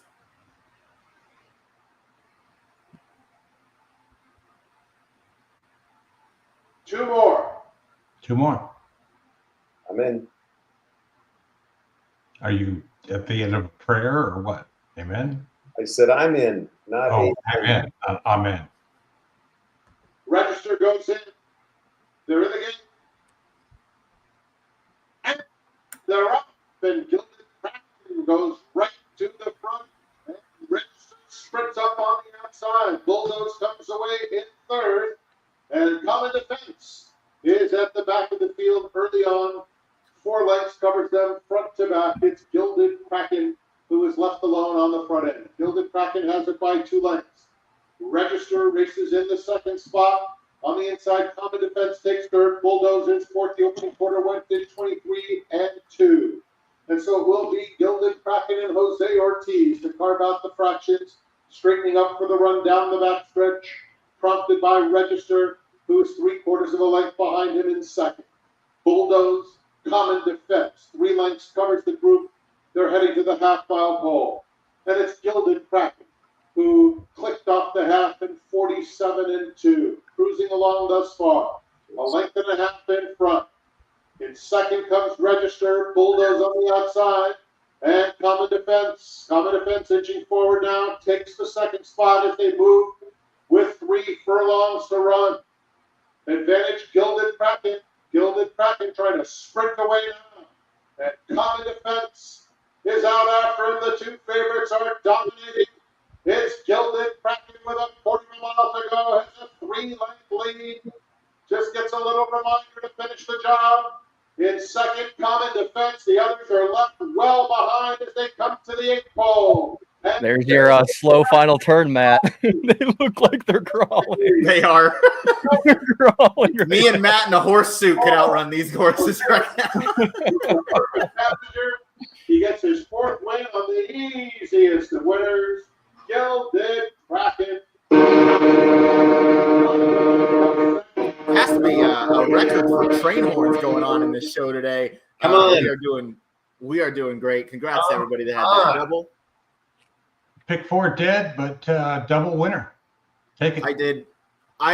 Chris, I did tail you a little bit. I thought it was smart with a double and my pick 5 single. I did play a straight pick 3. I played 10-4-1 also to play against She Feels Pretty because I did use the other Chad who, honestly, I like dynamic pricing over excellent truth. And that's just, I'll have my buddy Noah's back on that one. He'll know why. Now, as we approach the most competitive race of the day, that is race number 10, a 7-furlong optional claiming event. We have one more guest to join us right now to add into the fray. You know him from In the Money. He is just nonstop. He's all over the airwaves. He's joined myself and Jackson on the Saturday show numerous times. It's our buddy Mikey P. What's up, Mikey? Glad to be here. Well, it's quite the crew here. Oh yeah, quite the crew. We're reaching all corners of the horse racing media. We got everybody here. Yeah, I'm not sure where I fit in, but I'll try to find a place. You mentioned I am everywhere, so I'll slide in. It'll be good. You absolutely fit in with this group. How's your day going? Let's check in with you. Did you like Gilded Kraken in that race? Well, I was trying to beat Farbridge, and I don't know, that race, there were some interesting rides in that race. Let's just put it that way. So that was not fruitful, but I've sort of limited my handle in New York today. It's just this is not my kind of day with the way the track is and things. So we'll see. Woodbine looks good though. There's some other places to play, and then we got Meadowlands later. I know this isn't a harness show, but they have a big night later on too. So we'll mess around. It is Meadowlands pace night. The only thing in my mind for that night is Bulldog Hanover. And I know he has some of his babies going right now, but outside of that, it is a big night in the harness racing world. So maybe we can check in with you right after the Grade 1 Diana, which will be the last race we cover. We'll just get your quick thoughts because I know you're a big harness racing guy. And hey, it never hurts to give us a little more action on a wild and action-packed Saturday. Matt, you have something to say? Go ahead. No, I'm actually really curious because I totally used to be a harness guy, and so I don't know what's going on in the harness world today. So I'm really curious to hear. That's an odd comment to make. I've been a big harness guy. A bunch of things come to my brain with that, but inside voice, Chris. Yeah, I know. Let's pivot out to Woodbine for race number 9. Mike, you brought up a good point with the conditions today at Naira. It's either a love it or hate it type of track, right? It's one of those where some people really love those off days because they're able to play those kind of skinny tickets where you press everything up, or it's just not your kind of day and you want to just focus elsewhere. The place you can focus is certainly Woodbine. They have a really competitive, a really nice card going on today. We're approaching race number 9. It's a mile and a 16th optional claiming non-2 winners, a lifetime event over the synthetic course. Mikey, we'll start with you. How did you see the race? Anybody stand out to you here as the favorite is the number 8, currently at 6-5. That is Sultana, second-time starter. Yeah, it's an interesting race here. Pretty wide open. And this Sultana, this horse was on and ended up winning there on May 31st. And I think we were doing a show that day, and this horse was the only first-time starter in the last race and really didn't take much money, was sub 8-1 there. But this horse galloped in that race and really never looked a loser. It was crazy the move this horse made and just overwhelmed that field. Now shows up here, takes money. If this horse repeats, I do think will be tough in the race. I thought the 7 was okay in here, Princess Anastasia. I just liked the race last time. This horse is improving. Got a good ride last time, but I just think the last 2 races, this horse is sort of figuring things out here. 6-1, I think, is a very solid price and good enough, I think, to jump in on. Jackson earlier, I know, I'm not sure if he told you guys about the 5 here, but he likes the 5 Good As Gone This horse is 21-1. He made a pretty sharp case on one of our shows earlier in the day that this horse is had trouble, stretches out, could get the front. You're getting the price you want. And, I trust Jackson. He's digging in on some of these horses. He can find some sharp ones. And the price is irresistible right now. 21-1 I would use. So I would be the 7 and 8 and then maybe a little 5. I will say 21-1 is a usable price. Matt, I'll let you take the reins here on your thoughts on a Jackson tipped out horse for today. Well, generally he's pretty good. I guess maybe I prefer the tips that he gives out from the front seat of a car than the one that I got today, but that's fine. And Mikey P, you were there when he gave me that. That busted me right out of the number. Oh no! And I did the hard part. I had the 5-2 winner of the first half of the double in an all-in double. So come on. I mean, I thought I did the hard part.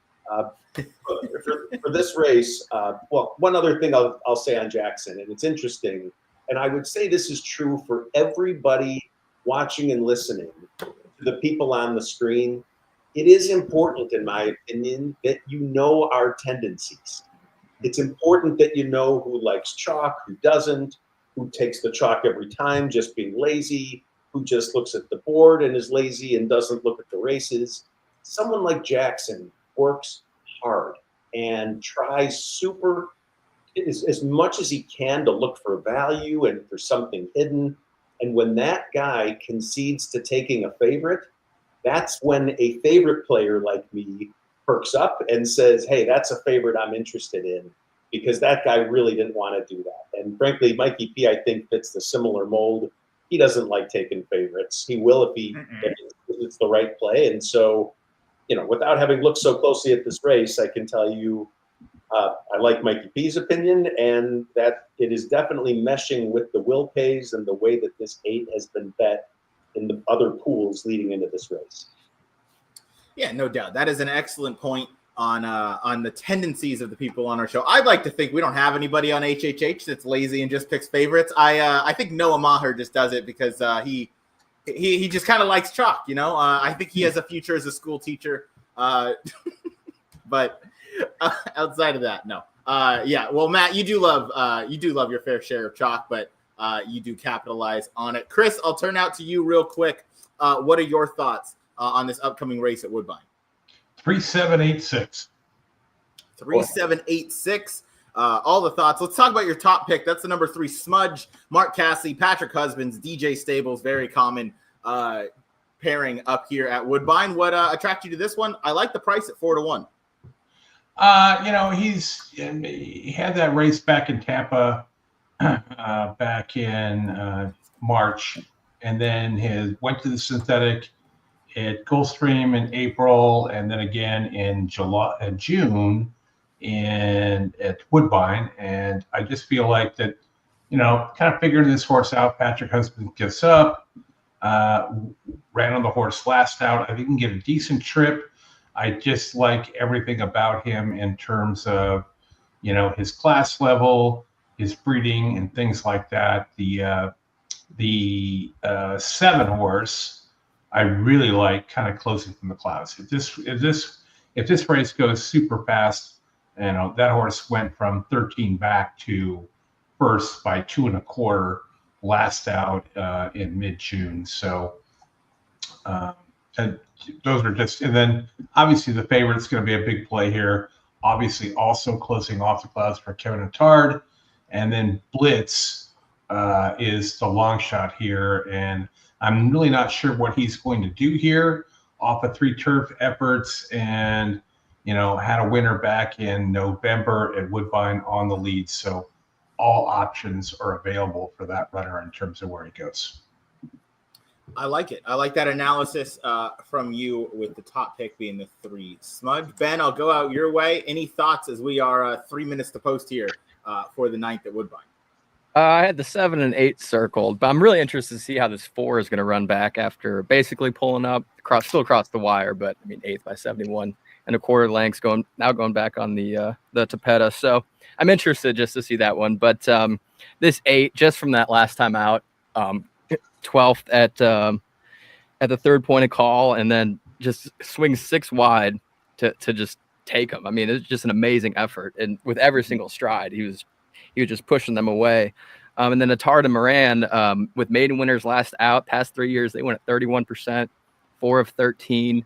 But I do like this 7 quite a bit. All increasing equibase speed figures, a 59 to a 72 to an 84 to an 86 last time out, with a nice turn of foot winning there. But Savine, Savachi, and then Bannock, the last 3 years, they went at 40% together, 10 out of 25, 72% in the money with a positive 105% return on investment.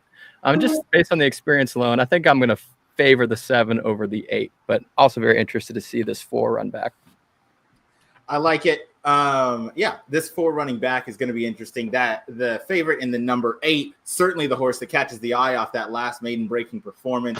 I'm going 6 and then 7. I like the 6 Blitz. It's the other Mark Cassidy horse that Chris touched on just a little bit there. I think this one's interesting coming into this spot. I just switched into the wrong race here, so let me go back and get my notes.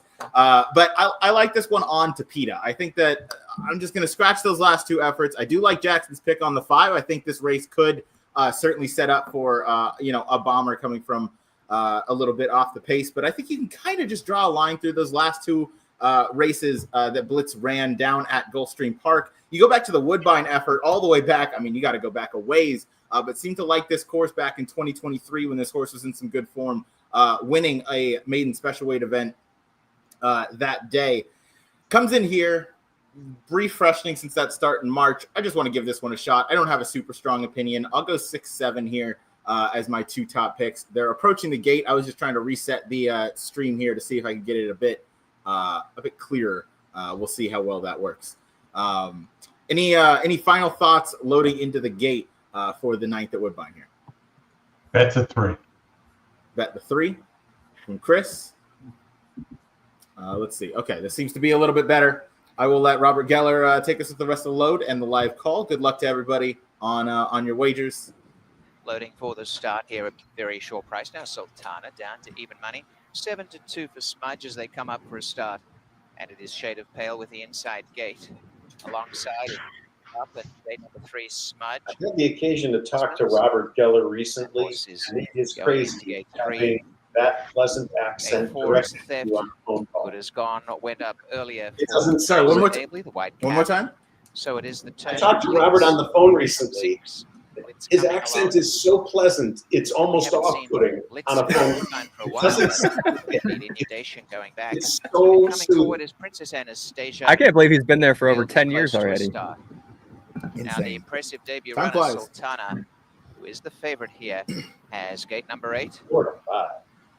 And to the outside is Bound to Be True for the start of race 9. Bound to Be True, the 1 back. As Sultana, Right, Chris, you got 4 to 1. Yet has pulled away. There's a reaction in the gate. 3 to 1 when they cross the line. So we have out the saddle, the rider of Good As Gone. Horse 5, Good As Gone's rider, Fraser Abley. So a delay here. All right, I'm going to have to take this call in a minute. All right. It's a fairly known Will rock star, so it doesn't ring my phone very often. You're just letting it ring? I just told him I'll call him back after this race. And he replied with, yuck you. They're going to be in Tampa here in a few days, so. Number 5, Good As Gone, is now a late scratch by. And there goes the 5. Jackson. That is a bummer. Please mark your program. That is the bummer. That guy can't catch a break today. I feel bad. I mean, certainly the point was made on that horse. Jackson always looking for the long shots. That's why I love having him on my show, as well as over on Pacific Horse Players here on HHH. Jackson with the comment. That sums up my day. Some days are like that. Next time Good As Gone runs, hopefully will be the time, though. All right, Ryan, take me off. I'll be back in a couple minutes. All right, you got it. There we go. Quite the fitting name there. Sorry? Quite the fitting name. Good As Gone. Good As Gone. He is gone. He gone. He gone. Is that a Hawk Harrelson that I just heard? He gone. He gone. There you go. Just going to try one more time here. They're still right behind the gate, and they're loading back up here shortly. I don't know why my frame rate keeps going out on these videos, but we're doing our best. I can try to share if you want me. I can see if I can get something a little. That worked before. Yeah, it did. Well, I might have you do that. We're only showing Woodbine live racing as Monmouth has concluded, so that might be our best case scenario moving forward. I'll let you know. We'll see. Maybe it'll work a little bit better. It's not as bad as that one day on the Saturday show, though, Mikey. So we at least have that to hang our hat on. A couple of those where it looked like claymation would have been a smoother video than that's the old dial-up internet, like back in the day. Like we used to watch racing with dial-up internet, and like you'd see them break from the gate, and then they'd be crossing the wire. That's all exactly. Exactly. Some of those. I'm thinking about getting my sticky notes out and just drawing the race. After it's done, we'll just flip through it on the screen there. We'll see if maybe that Ben's works. probably not old enough for that. He's probably not old enough for dial-up internet. He's like, what's that? No, he has no idea. Some of us used to be entertained by Gumby. Think about that for a second. He doesn't even know what Gumby is, I'm sure. That's amazing. I'm right with you. Eddie Murphy version of Gumby. Eddie Murphy version of Gumby. Let's see here. All right, Chris, we'll try you. We'll try that stream and see if maybe it's a little bit smoother here. See what we're looking like. Sometimes it is has to do with the host. Try that. How are we looking? Looks good. All right.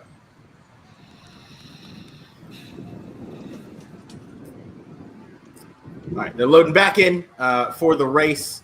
Are you reloading? The late scratch good is gone. Unmuted? As they move up, Shade of Pale has the inside gate. Speak Up, still running the down to 3-1 race here. Speak Up is a representative for Nick Nosowenko. Katie with the comment of the day. Delmar on Friday. Up to the start. 6 days till Smudge Christmas. is in. It's Theft alongside, and now Blitz to gate number 6, or what will be alongside Theft with the scratch of the 5.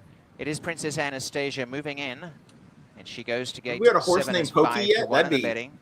I mean, that'd be a pretty good name. Last start winner. They're almost right. Sultana goes to gate 8. And the outside bound to be true. Stand by for a start. Walk straight in, and the field is all in. Locked up. They stand pretty well. Off they race, a very good start, a perfect line, and going to the front is Blitz in the center. Away sharply, Theft coming up on the inside, and Handy is also Speak Up. Driving forward, Sultana is right on the pace today, goes to 3rd, and over on the outside, Bound to be True as they turn out the stretch, and tucking in now is Speak Up with Princess Anastasia off the heels of a few up front, trying to settle down as Racing Rank. Over on the inside, Shade of Pale is second last, and Smudge is at the back. About 6 lengths covers the field, and racing out in front is Blitz, and leads by about a length. Up to second, Sultana, and tucking in 3rd, Theft. 2 lengths away, 4th, Speak Up, and over on the outside, Bound to be True. Into the race coming forward now is Smudge. Over on the inside, Shade of Pale, and back to last, Princess Anastasia. 5/8 left to run, and Blitz has travelled sweetly in front, cruising along. Blitz from Sultana, Theft on the inside, a length and a half to Speak Up. Coming 3 wide, Smudge is getting into the race now, is taking off right around the outside with Patrick Husbands gobbling up ground, and is tracked along by Bound to be True, but Smudge racing after these leaders. Back second last, Shade of Pale, and Princess Anastasia is last as they come to the 3/8, and on the inside, Blitz in front. Sultana second, Smudge is 3rd. On the rails, Theft pushed along, and for the first time, Sultana really asked to run. Blitz in front. Sultana is pushed along in second, and Blitz is going pretty well in the lead. Theft in 3rd, and then Smudge. And as they come for home, it is Blitz and Ryan Munger, the one to catch. Blitz down the lane by a couple of lengths to Sultana. On the outside, running on is Theft. Blitz in front, and Blitz by a couple of lengths. Holding sway in second, Sultana, and Theft the other chance, but they've got a 16th to run, and Blitz is going to absolutely blitz them. What a return to Woodbine, and Blitz coming to the wire, a massive win. Blitz scores by about 4 lengths, narrowly second, perhaps Sultana still there was Theft at the wire, very close, and behind there was a distance. 10-1. There we go, 10-1 on Jockey with the Who had the 6? I had the 6. I was on the 6 there. Jackson, easy game, followed by a God, I love this racetrack. I assume he pivoted to the 6 maybe after listening to what I said is what I'll what I'll go with. All right, That is race number 9. It went. Oh man, that is close for second. I think that was the 8. I don't know. That camera angle looks like it's maybe a foot or Sultana two over Theft, I think. Yeah, believe so. All right, that is race number 9. I'll take the race off screen. Thank you for that, Mikey, for the help with the live video there. All right, we have it looks like 11 minutes until race number 10 at Saratoga. Ben, thank you for joining us. I know I don't think the plan was to keep you for the entire show, so let's get your thoughts on this race, and I'll let you get back to what I'm sure is a very busy day out at Race Lens with Equibase. Oh yeah, no, always a fun day with Race Lens. Anyway, this race is definitely the best betting race, I think, of the card. And I'm going to go with a little bit of a shot with this 2/24 Mamba for the Tom Morley barn with Ricardo Santana aboard. Actually beat the favorite general partner in here 3 starts back. Nice numbers. Ranked second in average class with a 106. And then Ricardo Santana and Morley, I mean, they went at 40% all time together, which is crazy. I mean, it's only 5 starts all time, but, you know, at least they win. Another horse I thought was kind of interesting was the 7 Illuminaire, coming off pretty lengthy layoff from that grade 3 Mr. Prospector Stakes. But he's working really well there at Saratoga. Plus 180 days, top pledgers at about 30%. 2 for 2 at Saratoga as well. 2 for 4 at this distance. But I also like general partner. But I think I'm going to go for a little price play on this 2. I like it. The 2/24 Mamba for Flying P Stable, who forgot how to lose last summer at Saratoga. Flying P had quite the meet. And you mentioned a really key point. 3 back, beat general partner on the square that day, got out to a nice lead and just kind of held on all the way around. Last question for you. What do you envision in terms of the trip for 24 Mamba? Tougher field in here for sure, as this is one of those kind of open optional claiming events, but he has beaten a field like this going to 7 furlongs. I don't know if the class was as much as he's facing in here, or the field is as tough as he'll face in this one, but where do you envision him for the trip? Because he can kind of sit any trip that you really want. It's true. I think in here he's going to stay a little bit closer to the lead, probably 3rd or 4th is what I'd imagine. Probably the 3rd point of call. I'd say 3rd. He'll probably make his move at the top of the stretch. But also he could just try to steal it off the front end. Obviously, he's done that a handful of times in his long career of 38 starts. So, but I think he'll definitely stay closer to the front. I like it. Picturing him towards the front of the pack. Ben, I want to thank you a ton, man. I always enjoy sharing the screen with you. Be sure to check out the Inside Track on YouTube, everybody. That's the show hosted by Ben Kudla for Equibase. Does an amazing job. I wanted to join you this Thursday, my man, but I gotta go out to where the surf meets the turf. I know. I'm jelly. You got that nice Delmar gig. I know. I get to go just spend my entire summer where I would be anyway. But it's nice that they'll pay me to be there instead of me, paying them to, or paying the track, I guess, to participate in all their events. I'll do a little bit of both this time. But Ben, I want to thank you a lot, man. You do great work for Equibase, great work for Race Lens, obviously the Inside Track, and we'll see you soon. We'll see you next time, my man. Take care. Oh, thank you so much. Great to meet you, Matt, Mike, and Chris as well. All right. All right. See you guys. See you, Ben. Peace, Ben. All right, Ben Kudla, become a good friend of mine since meeting him at NHC this past spring out in Vegas at the Equibase booth. Great guy, sharp kid, knows his stuff, and I like having another young guy on the screen with me. He's invited me to join his Inside Track. Not saying any of you guys aren't young. I'm just saying those that know who Gumby is and those who don't is how I'll describe it. All right, we are approaching race number 10. What'd you say, Matt? Or his horse. I mean, that's really pulling out Gumby trivia. That's pretty good. Right, that is a good one. All right, we are approaching race number 10. Again, Ben alluded to it. Best betting race on the card. I think that's hands down probably the least controversial opinion of the day. Now, a more controversial opinion is who we like in this race, because that's probably going to differ a little bit. Track is still listed as muddy from what I can see.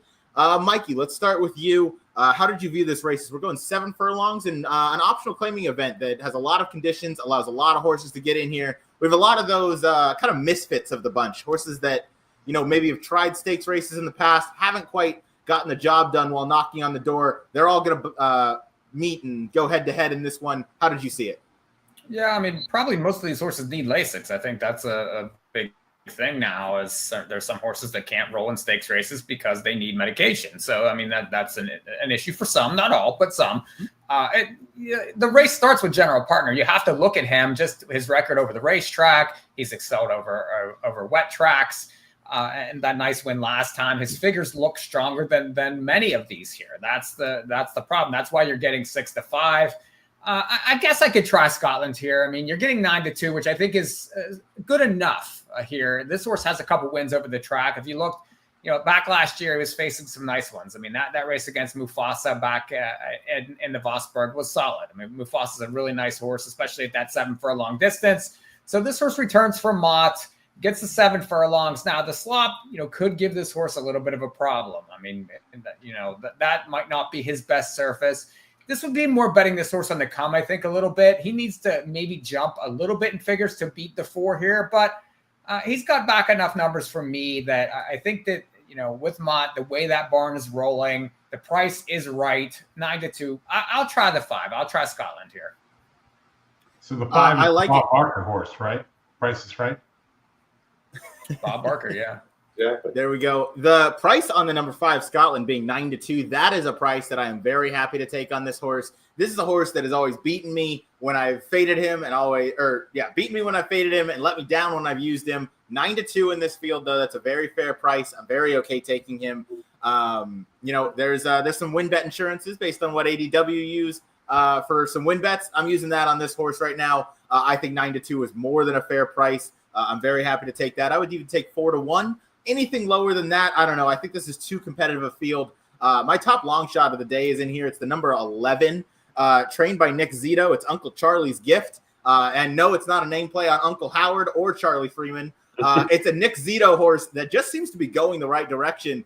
He has a very limited stable right now. But when he does have a horse and when that horse is going good, they kind of continue doing well. And Nick Zito, past 5 years, has a very strong ROI, very strong average payoff in optional claiming and allowance events, both with average payoffs above $27, both in the 20% kind of hit range. Obviously limited starters, but I think it was, I had the stat pulled up once upon a time, but it's gone now. I could try and pull that up as we go through, but I think both of those and the strong ROI just lead me to gravitate towards this one a little bit. I'm 5 deep in my pick 5. Again, I'm fading She Feels Pretty, so I'm okay using general partner along with some others in here. But the 11 Uncle Charlie's Gift is also going to get a win bet because I would hate to see a 20-1 win that I like ends up, and then I don't have a win bet on it. I know the guy to my on my screen to my right would give me a hard time for weeks to come. So I have to put a win bet on him.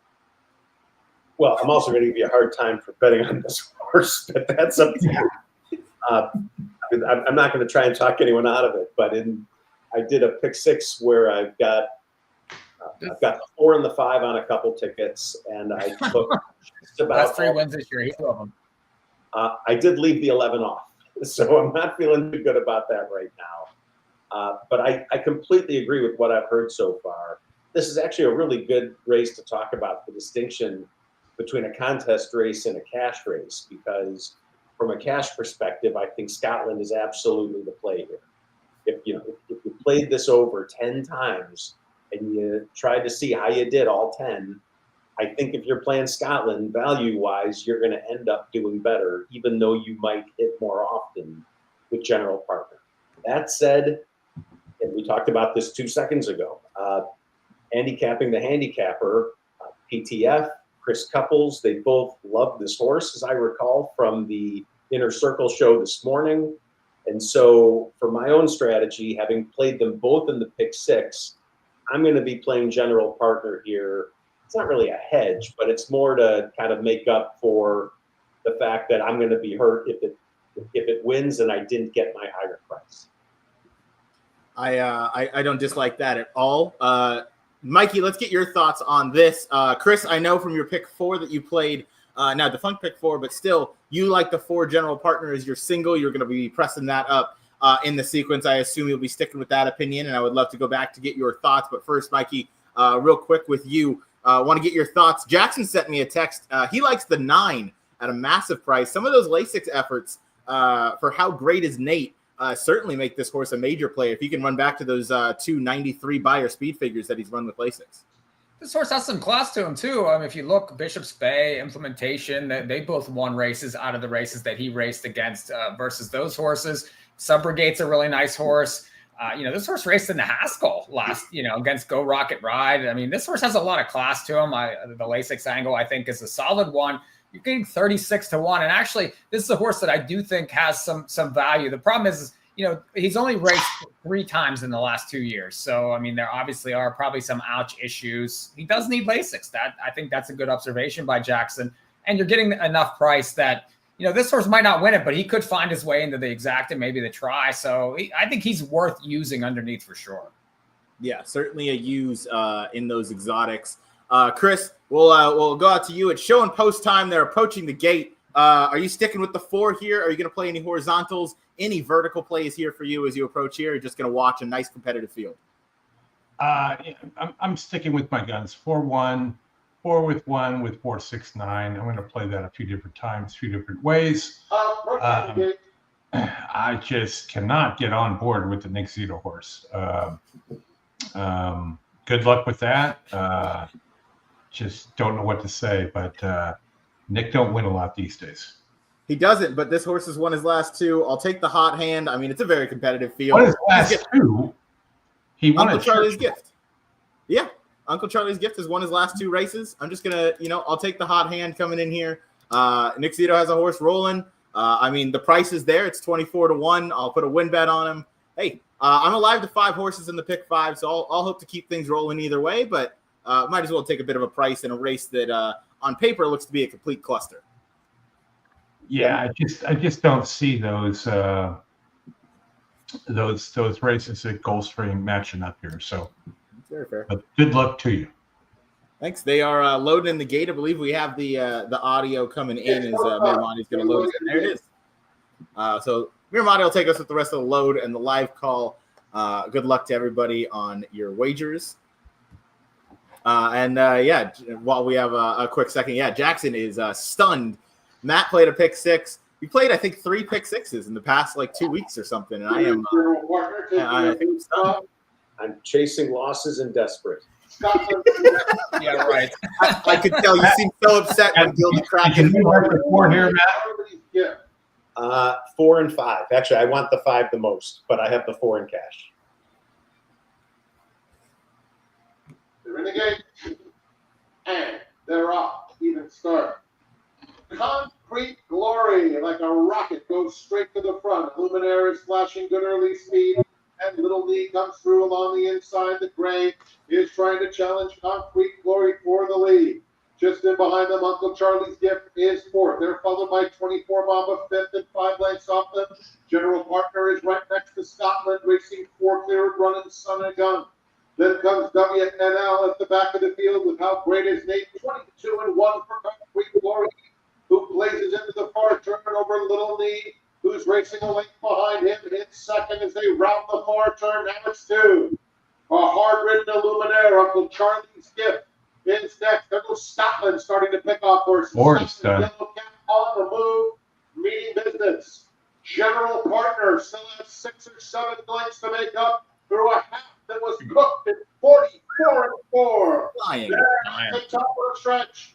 Concrete Glory, the leader. Out in the center, Scotland. In between them, Little Knee is fighting on bravely. General Partner still 5 back inside the 8th pole. Oh, boy. Glory. Concrete Glory still fighting more past the 16th pole. A late drive from Little Knee. Here's the line. Concrete Glory. Outran another for Brad Ortiz Jr. And he just bended off Little Knee. Scotland was 3rd. I mean, 11 to 1. Horse goes to the lead, and never really looks back. They went fast over this course, and no one really fired in behind. Scotland made a really strong move on the far turn there, just kind of flattened out, turning for home. Concrete Glory held on with enough to win this race. Yeah, and he was my top pace number, but last out on the sloppy surface at Saratoga at 6.5, he was 23 lengths behind. So obviously relished it today, got to the lead and got it done. Yeah. You get if you like that horse, you got Irad Ortiz at 11-1 at Saratoga. I mean, that doesn't happen every day. That says Jackson, a lot. For people to let Irad go off at 11-1, that says something. Yeah, it does. And Rob N with a good note that this horse is now 5 for 5 at the 7 furlong distance.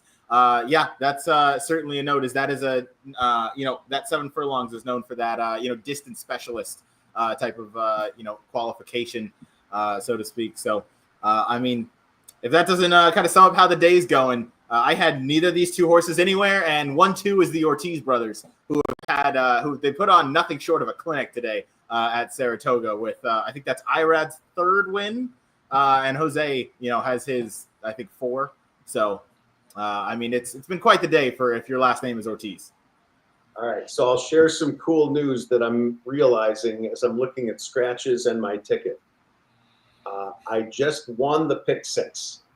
So now it's just a question of which horses fill in the blanks. But I am all from here. Okay. Well, there we go. Nice. Well, hell yeah. That's room for the biggest prizes. Yeah, you have gotten some nice prices along the way. Certainly 11-1 is a good differentiator. I mean, this is probably a spread race for most. But these next two can certainly you can get some chaos. If She Feels Pretty loses, you'll be alive to some nice scores no matter what. So I like that. Congratulations to Matt on hitting the pick 6 with 2 races to go. Not every day you get to say that. That is incredible. All right, Ryan, we've got a little bit of a lull here until Saratoga. If you want to take a quick pivot, maybe we'll catch the stakes race out at Gulfstream Park. There are 4 minutes to go. Sure. I can pivot out to that. I do like the 6 here. I'm not going to pronounce the name. We'll just call it the 6. Paramiro up and currently sitting on the board at 7-1. Gilly Capper with a pretty good, pretty stellar comment there. Very nice, John. Very nice. Yeah, look, Nick Zito's horse was in it for about the first 300 yards or so, and then went ahead and tapped out. But I'll take it. I'll lose on that every time. I got my money back for Scotland. He ran 3rd, so I'll take it. I have my 2 win bets there appropriately, and Matt with the appropriate comment of gonna bet the absolute daylights out of She Feels Pretty. In the next race, as you should. I mean, you already hit the pick 6, so yeah, you got to just kind of hedge the winnings here because that last race looks absolutely wide open, I think, to say the least. Agreed. So let's see what races we get. 3-5 she just opened up at, and I think that's about where she's going to stay. We'll see. Most likely pivoting out to Gulfstream Park because they do have a stakes race coming up in 4 minutes to post, which means about 12 minutes Gulfstream Park time before the actual running of the race. It is a stakes race for those 3-year-olds. They're going 7 furlongs. I have just pulled up the past performances as I do not look at Gulfstream Park between the months of March to Thanksgiving. But looking really quickly, I do see a familiar name in the horse, number 3, Andrea. I like this horse's form. This horse comes 3rd off the bench, or third start into the form cycle, I should say. Improved the buyers in the 2 starts as a 3-year-old so far, so I'll give this one a look. I also love my guy Miguel Vasquez down at Gulfstream Park, so I'll take Andrea at 3-1 to upset the field. The number 1 currently 3-5. Love You Morgan. I'll take the other Safi Joseph in there in this one. Yeah, I'm just hoping the 6 horse just heads out, gets to the lead, and gets close and runs away here at 7 furlongs. Did that last out at 75,000 allowance level, kind of the same level that you're looking at here with these 3-year-old fillies, and just getting out there and go. Although it's been on a win, lose, win, cycle. So 10-1 morning line, looking at 7-1 currently right now. I do like your 3 there. That could certainly be one that could complete the exacta. The 4 is somewhat interesting as well. Second off the form cycle for Patrick Beyond Cone, who's about 20% with these 2. with these types here. Same thing, $75,000 stakes race, going at it again.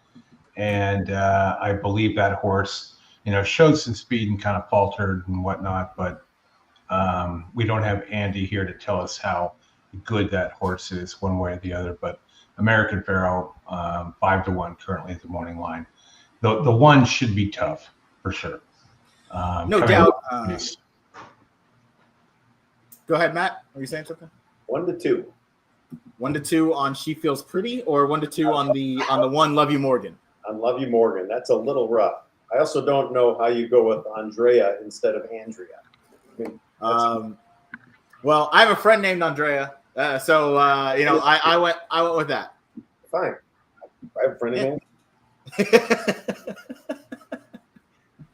While we have a little bit of time for them to approach the gate, and Chris, correct me if I'm wrong on this assumption, but I think we'll get the audio from you for this Gulfstream race. Perfect. So we'll hear the voice of Pete Aiello give us the race call. But while we have a couple minutes and they're approaching the gate, I know I'm out on the West Coast, but I know the other three people on the screen also like themselves a little bit of Del Mar. Does anyone else look at July 18th as Christmas Day, or am I alone on that one? I don't know about Christmas, but go ahead, Mike. No, it's. I just think it's like summer's arrived now. You got Saratoga kicking up, and with Del Mar showing up, I love having those late post times and just the full fields, the good racing, big payouts. I mean, you have a chance to make scores there all the time. I mean, I had a great score there last summer. It's just there's just so much opportunity, and every day is just like a brand new day with a brand new set of puzzles. So I love racing any day, but these summer races, there's just too much fun for it. It is. I can't say enough about it. It's fantastic. No doubt. Del Mar is fantastic. They are introducing similar wagers that Santa Anita introduced with the $5 late double, the $3 late pick 3, both at 15% takeout. Very horse player friendly. I cannot wait to hammer those every day. A lot of times you'll get 2 turf races. You'll get the nice feature in between.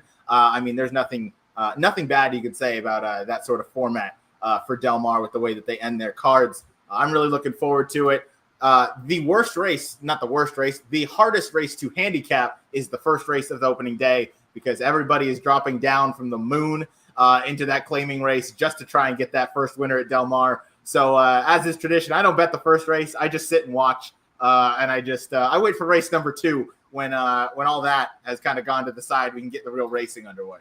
That's when all the guaranteed winnings start. God. The only thing I will miss at Del Mar is Trevor Devon calling the races. Larry Coleman's out there now, very capable of taking over for Trevor, who is retired. But what I love about Del Mar is Fridays. It's 4 o'clock Fridays. That's 4 o'clock Pacific time, which is 7 o'clock Eastern time. And you may see a show here on these airwaves, going off around 8:30. Late pick 5, and we'll cover those races. And the horses are at the gate. It's now post up. Get the talent that we have on with this channel and attack those races, because there's nothing else going on Friday night. So have guests, features, all those kinds of fun things. But Del Mar on Fridays is always good, and weekend racing is always good as well there. No doubt. One more note, I do have the summer weather report for Del Mar. 75 sunny, fast and firm the entire season. Every day. So every day. Every day. You can pretty much take that to the bank. It does not rain here. And, man, it is fantastic. Every day you just wake up and you're like, all right, we're fast and firm. That turf course gets chewed up over the summer, and rightfully so. Not much rain to help us out. But the Del Mar Friday shows are going to be a lot of fun. And learn your tide patterns as we're off at Gulfstream. Our tide patterns. To begin, reaches out for a clear advantage. In the purple, here's Fede, moving to take her on. Away in third is Near Missouri, up the 3 horses Unchained Elaine. Love You Morgan finds herself second last. The early trailer is Be a Queen. The early leader is Fede. Then Army and Stuff their stuff now. They're a length and a half in front. Angled off the inside, Andrea is now second. Near Missouri up the outside third. 10 colors. Love You Morgan creeping closer toward the rail. Unchained the lane between horses, and Be a Queen is last. 22-2. Come on, 6. Fede roll. She's half a mile away with 2 lengths in front. Andrea is now second up on the outside. That's Missouri in third. Olivia Morgan better do better than that. She's back to fourth and not gaining right now. Outside, that's Unchained. The lane that be a queen is the race for home. 45 seconds. Kick away. Fede has the lead. Andrea comes the call from second. Missouri in with the shot from third. Unchained. The lane is next with Olivia Morgan. And they're at the top of the stretch. Fede is still in front. Taking her shot is Andrea on the outside. These two square off an eighth of a mile from home. It's Andrea for a narrow lead. Fede fights hard. Missouri up for a possibility in the center. Final 16th of a mile. Andrea has the lead. Long shot Missouri. 1 center with a 16th to go. Andrea driven up. Andrea wins the Azalea. Missouri second. Fede with a good try third. Love you, Mark. There we go. Nice winner. I think 2-1 on Andrea. Here we go. We're approaching the gate for Woodbine. We've shown 0 minutes to post, so quickly we'll go through. Let's get our thoughts on the race and on the field. Mikey, I'll start with you. Any thoughts on Woodbine, race number 10? Looking at this race, I just thought the 6 was a standout. I was against the 5. I liked the race from the 6 last time. That was a dominant win. Was able to beat the 2 that's in this race pretty easily there. Now, did get a good ride, but right now, I mean, this horse deserves to be the favorite. And I just think that the stretch out on this turf course, mile and eighth, this horse controls the race. He's going to be tough to beat. Is going to be tough to beat. And this is a 1-turn mile and an eighth turf race. Also worth mentioning is that's not something you see every day going that 1-turn distance. So Robert Geller's going to take us in, going to give us the rest of the call. Chris, quickly, any thoughts on this race as we're loading into the gate? 2-6 box. Nice. Matt, anything? I'm listening to Mikey. 6. I like it. I am 5-6 in here. So we'll all 2 equal I'll root for the favoritism as they 6. come to the jump. Oh, they're both Out on the 9 to track 5. is Ever Dangerous. 2 on top of the win bet. Bill Hernandez with 3 on the program looks for a 4th. Two-way crossing to the outside gate. Stand by for a start.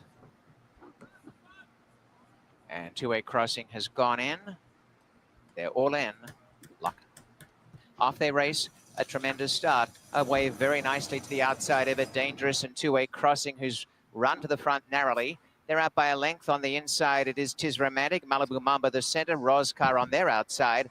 And next to last, Early Legal Catch and Junipero Serra at the back.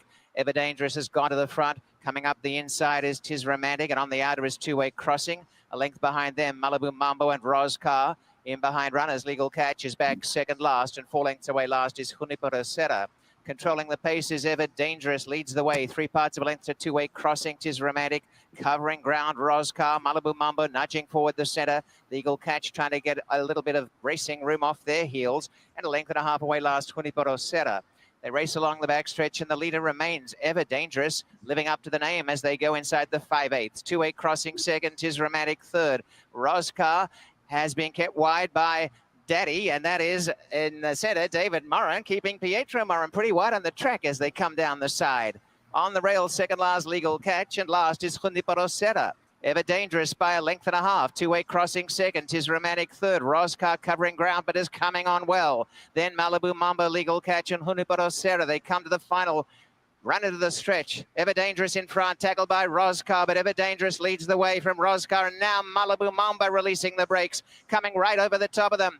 Malibu Mambo races up on the outside. Roscar the center to join Ever Dangerous. Then came Legal Catch. Ever Dangerous, Roscar headed off with Malibu Mambo the outside, and now Junipero Serra running on. Malibu Mambo, Roscar, Ever Dangerous, Legal Catch down the outside.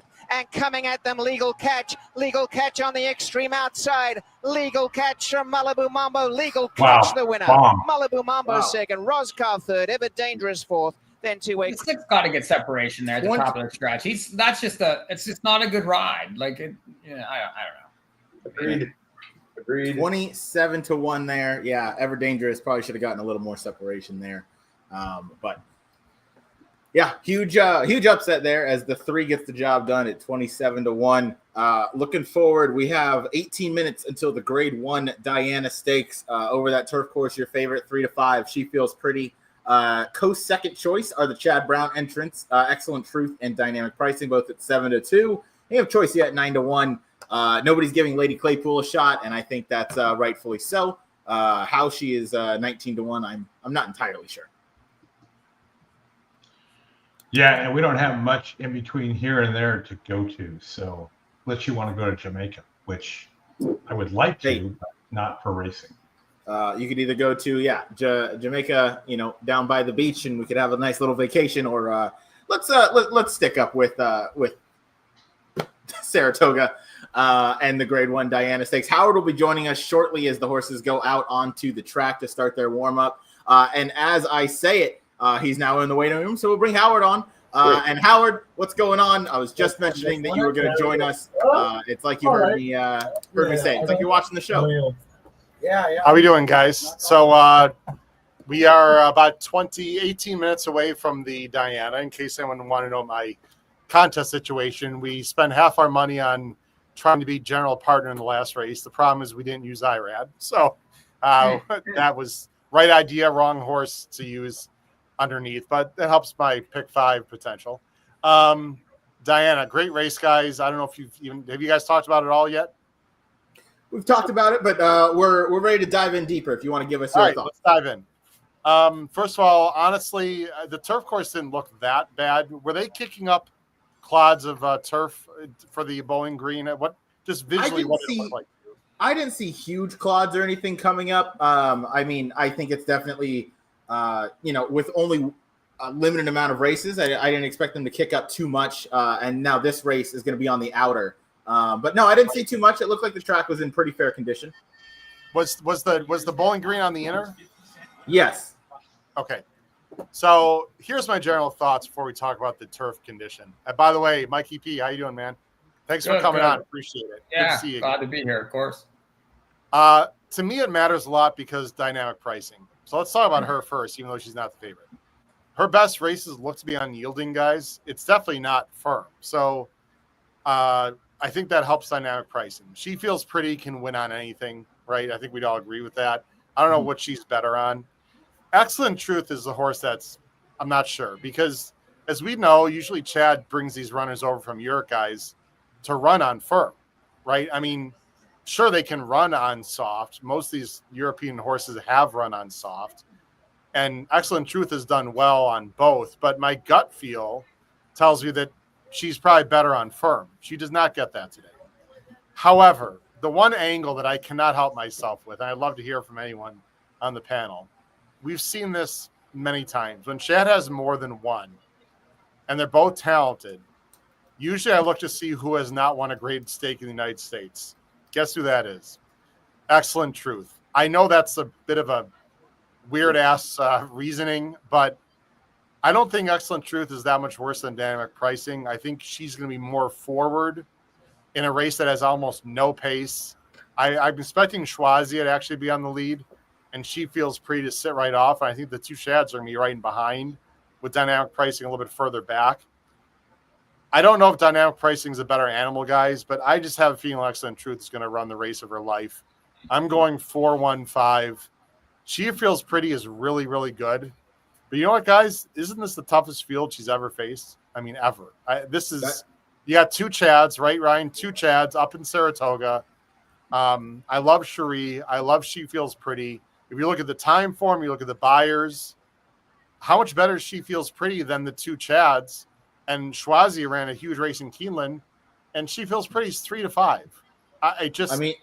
Makes no sense to me. Really doesn't. I get that She Feels Pretty is the class of the field, but I'm right with you. I picked the race. Originally it was 6-2-5. Seeing the conditions and everything change, I've now gone to 5-2-4. But I'm fading She Feels Pretty. She can beat me. She's clearly the best horse. I get it. But this is not one that I want to take. Just based off of speed figures and everything, she obviously stands out depending on which ones you use. But if you go off buyer speed figures, she's even with the rest of this field. Dynamic pricing just ran a race that is certainly stacks up to the level of competition, and I think she handled that yielding ground dynamic pricing better than She Feels Pretty handled in the New York last time out.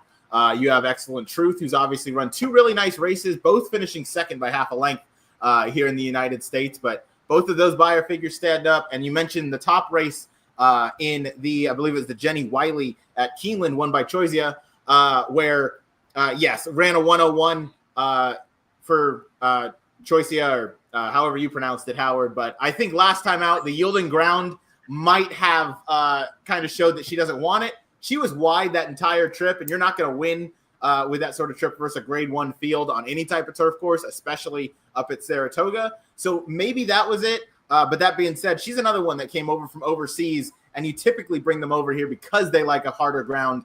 Gets yielding today. I don't know that it's going to be her day. I think she could finish third, but I am against She Feels Pretty in this spot. I think in the Middle East at Dubai, they are pronouncing it Schwazia, like SCHW. But anyway, who cares? Whatever. I don't even want to start calling you Kyle Roscoe, Ryan. So, get these name pronunciations correct. Kyle, just kidding if you're watching. I don't think Schwazia wants a mile and eighth, guys. I'm not sure she's best at that distance. So, to me, it's one of the two Chads. And I'm just going to go Excellent Truth. I don't know how you feel, Mike and Chris, but I mean, isn't this one of the races all summer that Chad wants to win, like really badly? He's won the Diana many times. He doesn't want to see She Feels Pretty. I'm sure they've got a strategy, right, guys? Whatever it might be.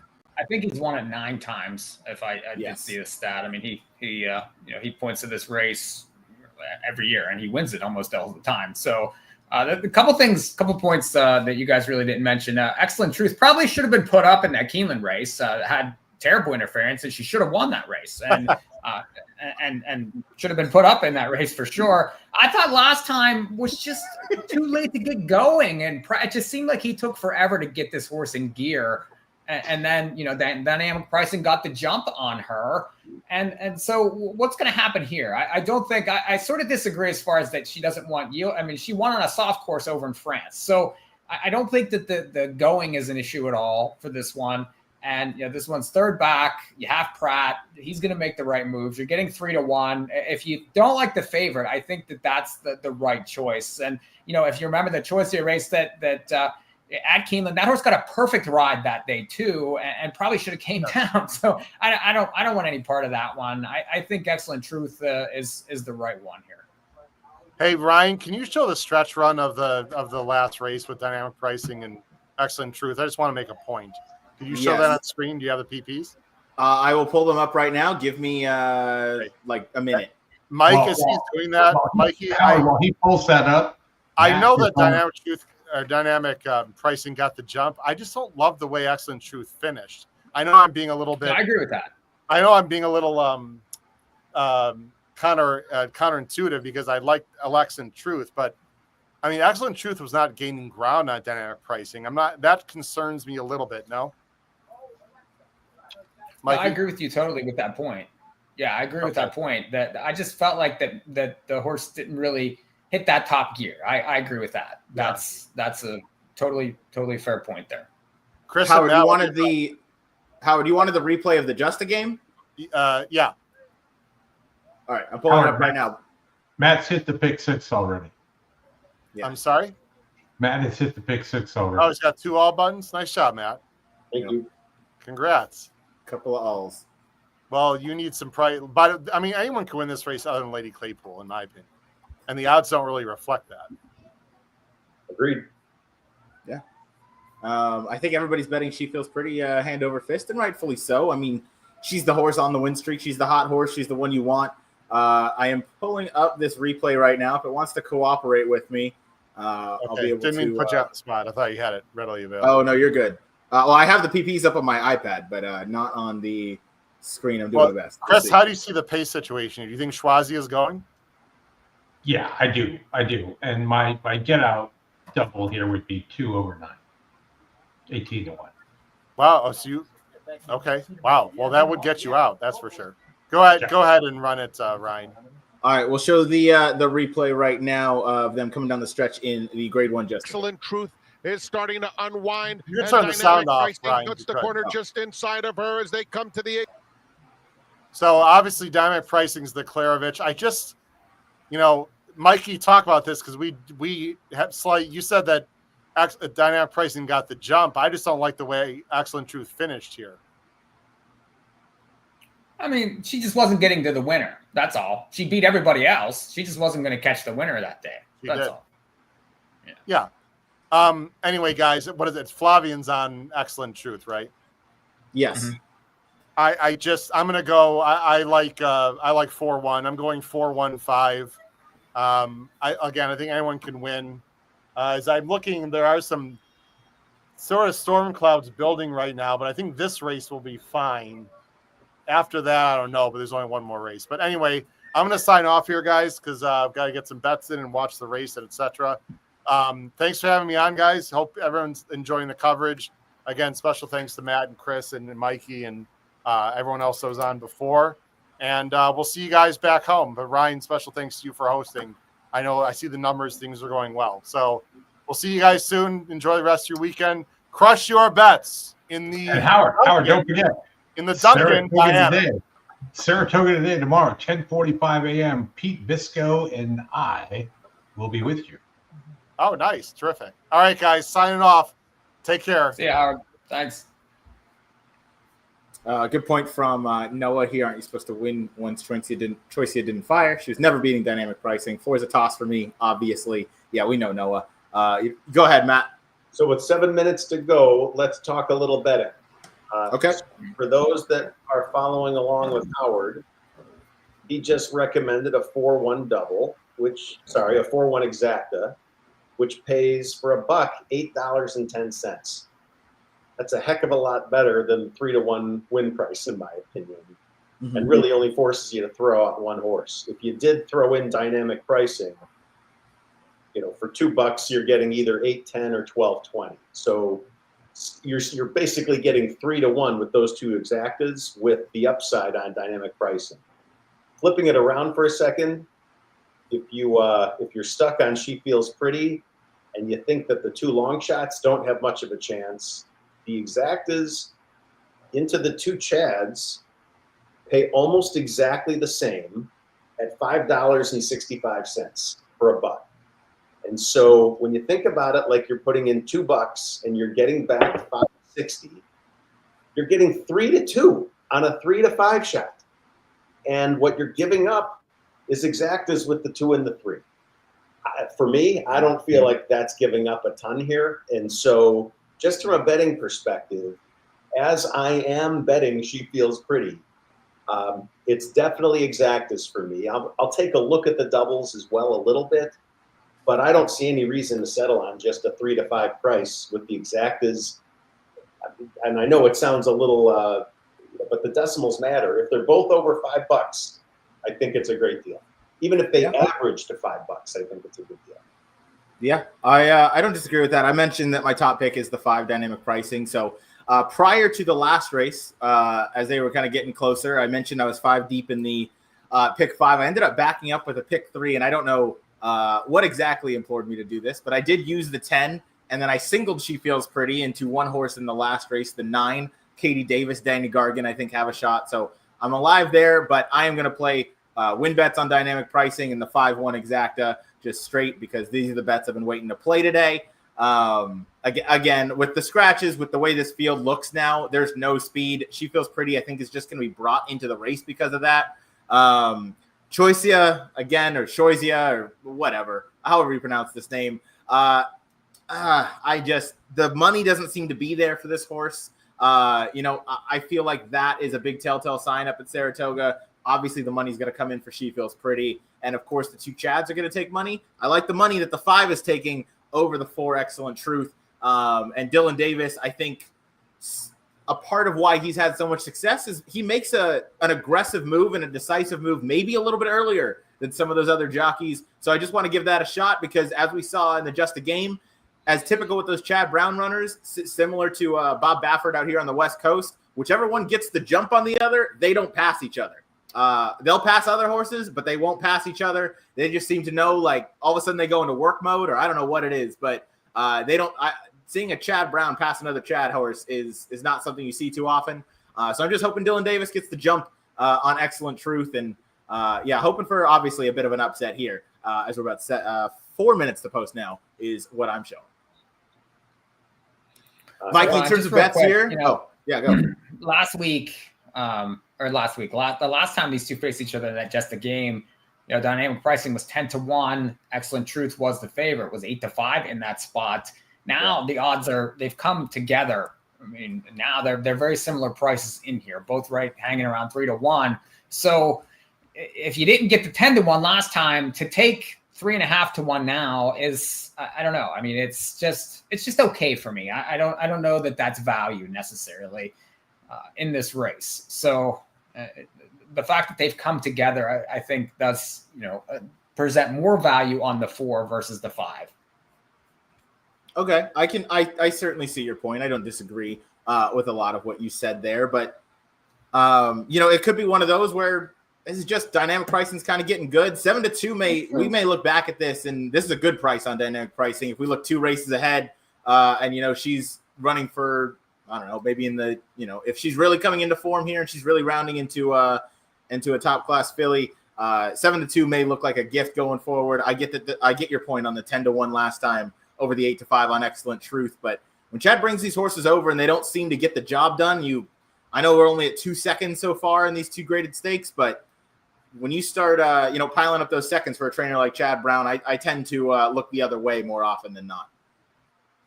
Well, but like I said earlier, like this horse should have been put up to win the race before. I mean, so you can't hold that against her. She shouldn't have been second. I know it says second on the paper, but that's really not reflective of if you watch the race. She was the best in there. She certainly should have won the race. She'd had terrible trouble in the stretch. So if you look at it that way, and I think the distance will help this one and might not help the 5. So, I mean, just a difference of opinion, but just, a different way. And the distance point is a very key one. That one I have no pushback to, because I do believe that one of these 2 is going to ultimately be better at this distance, and they'll kind of cut the other one back. The point on Excellent Truth maybe getting put up last time or 2 back at Keeneland.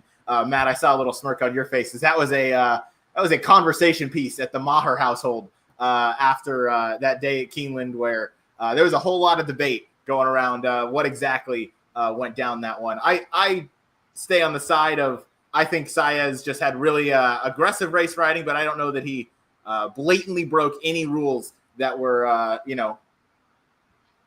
that should have ultimately led to him getting taken down. But I could certainly see either point on that one. Yeah, I agree, but you read into my smile too much. I just think what Katie said was funny, that America runs on Duncan. Oh, yes, this is the Duncan Diana. This race is sponsored by Dunkin' Donuts, really? Yeah. Yeah, it is. Okay. And Katie, I do see your comment. Show the race this time. I can't, or else we will get sued, and I don't want to get Howard sued. That feels like a losing battle if I get into one with Fox. We won't get sued. We'll get shut down. But either way. A couple of comments in the chat. Tim Snell, appreciate the kind words. John Gillicapper, longtime viewer as well. Appreciate you guys for hanging out. And we've got Brad Anderson out here in the chat as well, who is leading in the Twin Spires. I think he got first in one and second in the other. Yeah.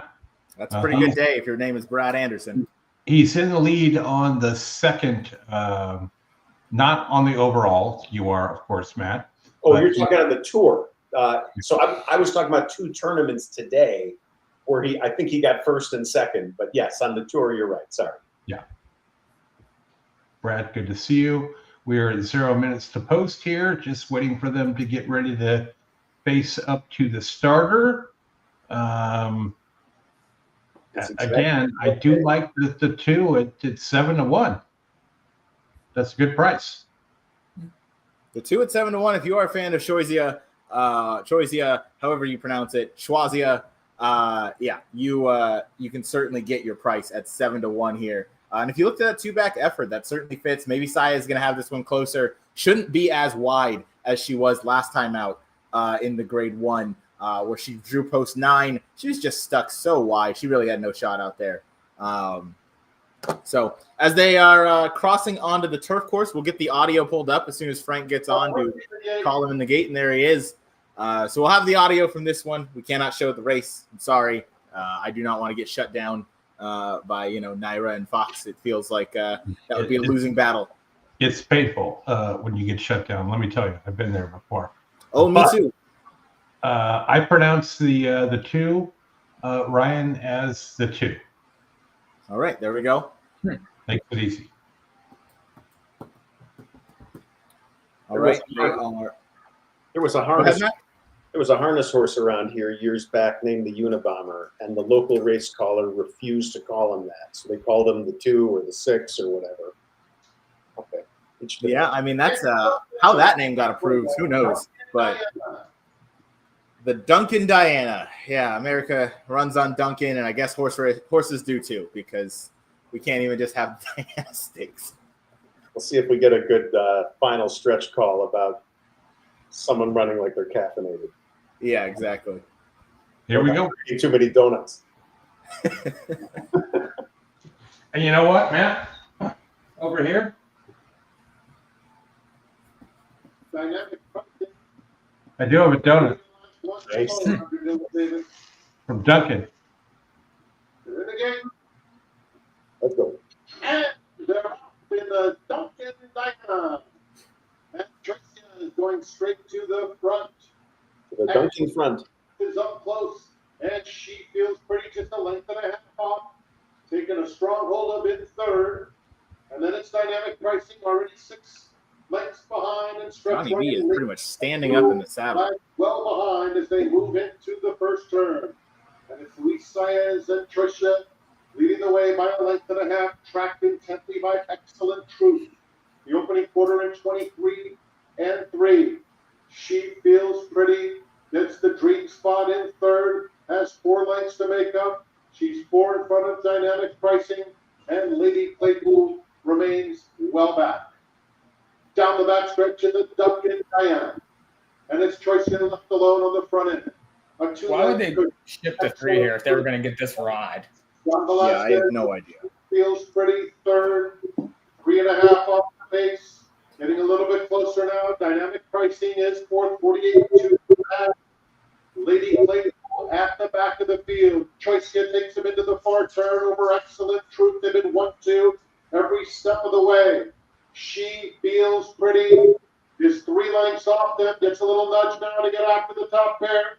Dynamic Pricing. Nudge. A lot of work to do as they come to the quarter forward. Nudge. 3-5 bit on the outside of Chartnews hanging top. In between those 2, Excellent Truth. She Feels Pretty. Surges past with a furlong left to go. Excellent Truth will make her work for it. Beats to her head and head.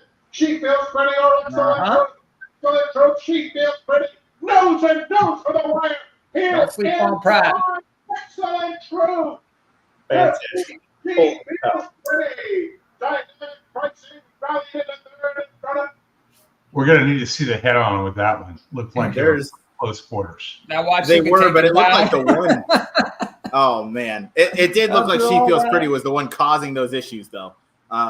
It looked like she was the one kind of coming in. I don't know for sure. That was just first glance, but I could certainly be wrong on that one. They were. Pratt angled out to try to. I mean, just so she could see her. I think a little bit. Yeah. I think she it's fine. Yeah, I do too. I think this was just some good writing. And if we could go, back maybe an hour and 15 minutes into the show where Matt told me I had the wrong. If I'm going to choose one Chad Brown, I better just use them both. But the thing is though, like Matt has them all. I mean, it's not. But if you looked at it, like this race is not the same as the last race as far as like the distance, the setup. I mean, there was just a lot of differences, and the prices that were, they're trying to get you to bet the 4 in the race. Honestly, I mean, that's just my opinion. All right. So for those curious, I have a text from Howard. He went all in the contest on the 4-1 exacta. There you go. All right. There we go.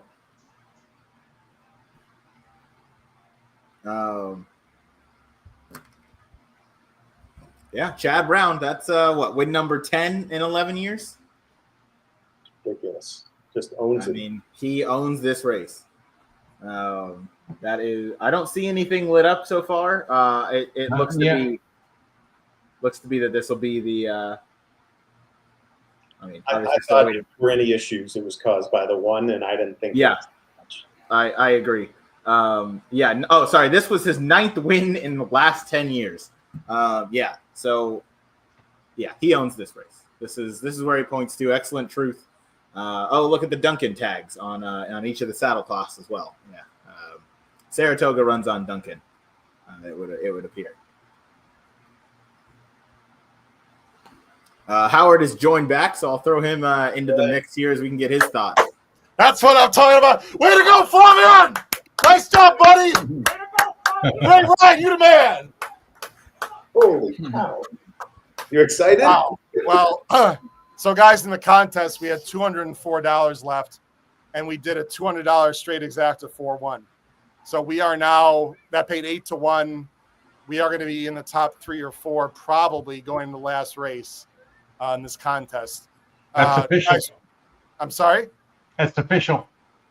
Okay. Official. Guys, I'm a little bit hoarse because that was our moment of the weekend. What a ride by Flavian, and what a game effort by Excellent Truth, guys. Fighting back. I loved where he was, guys, early. We talked about, I thought he'd be a little bit more forward. Uncovered, by the way, but with no excuses. When they came up the final turn, I didn't have the feeling that She Feels Pretty was going to blow by. We talked about this. She's really nice, but I just didn't feel like she was that much better than the Chads. And just a fantastic ride. Congrats to anyone who had Excellent Truth. I don't know if that was good or bad for you guys. It was unbelievable for myself, Patrick, and Ryan, his good friend, another Ryan. And 3-1, Matt and Chris and Mikey. I don't know if anyone put a win bet, but again, that is to me, it's not red boarding. We talked about it, guys. To me, that is a major overlay in that race based on their figures. Well, Howard, 8.5-1. You are now in second place with 1,700. Okay. I know the first place person's got like 3,000. We're not going to catch them probably. Yeah. Can you tell me who's in second, or not who, but how much money second and third has? You have 1,700 and Sorry, third hold place on. is, Say again. you have 1,700. Third place is 1,177. You have about a $600 lead. And what about fourth? Fourth is 1,130. Let me see. Matt Miller, line 1, private combo. Anyway, what are your thoughts on the race, guys? And then I got to obviously talk to my group here about what we're doing last race. But thoughts? I mean, that was a very game effort from Excellent Truth. She got passed by She Feels Pretty, and she fought back. A ton of fighting her, and I think everyone on the podcast this week was right in trying to beat She Feels Pretty for the most part. It was looking like she wasn't an absolute overlay on this field, and I mean, I was on the wrong Chad. That's totally fine by me. I was ready for She Feels Pretty to get beat. Mikey, 147 and change on this turf course is moving. I know they all got perfect trips, but this has got to be a 100 plus buyer, you think, for both of them, right? Yeah, agreed. And I think the difference though was Pratt. I mean, the ride was what that horse needed. That was the difference in the race. And I keep saying this, I say it a lot of places, but he is the Jerry Bailey of right now. Like, he is the guy that can make the difference, that moves horses up. And in grade ones, I mean, Bailey was just deadly in these kind of races on the grass. He's the new Jerry Bailey as far as I'm concerned right now. There's nobody even close to him. Yeah. Wow. I mean, they're going to have to name this race to Flavian. He's won it the past 3 years. Hey, Mike, you tell that to that trainer in Europe during Ask It Week. The guy that hasn't won a race in like 3 years, and he's questioning it. I mean, come on. Anyway, guys, I don't want to bore people with the contest conversation. Maybe it's not boring, but I'm going to go. I hope everyone had that exact. I felt we actually covered the race. We talked about it. Dynamic pricing, by the way, ran very well, too. Just the race flow didn't work for her. It didn't look like it was going to work for her. Schwazia didn't want the distance and class up, frankly. I thought we nailed that race pretty well, guys, in general. I think we all were in somewhat agreement. I hope a lot of people at home cashed it there. So I'm going to sign off officially from Saratoga. Ryan, you can talk about the contest after the last race and where we're at. We're going to try not to screw it up. But thanks, everyone, for watching. Have a great rest of the weekend. Crush your bet in the last race. Take care, guys. Bye-bye. And Ryan, speaking of last race, we got 2 minutes to Woodbine here. Texas Holiday here, I think, is somewhat. Go ahead, Matt.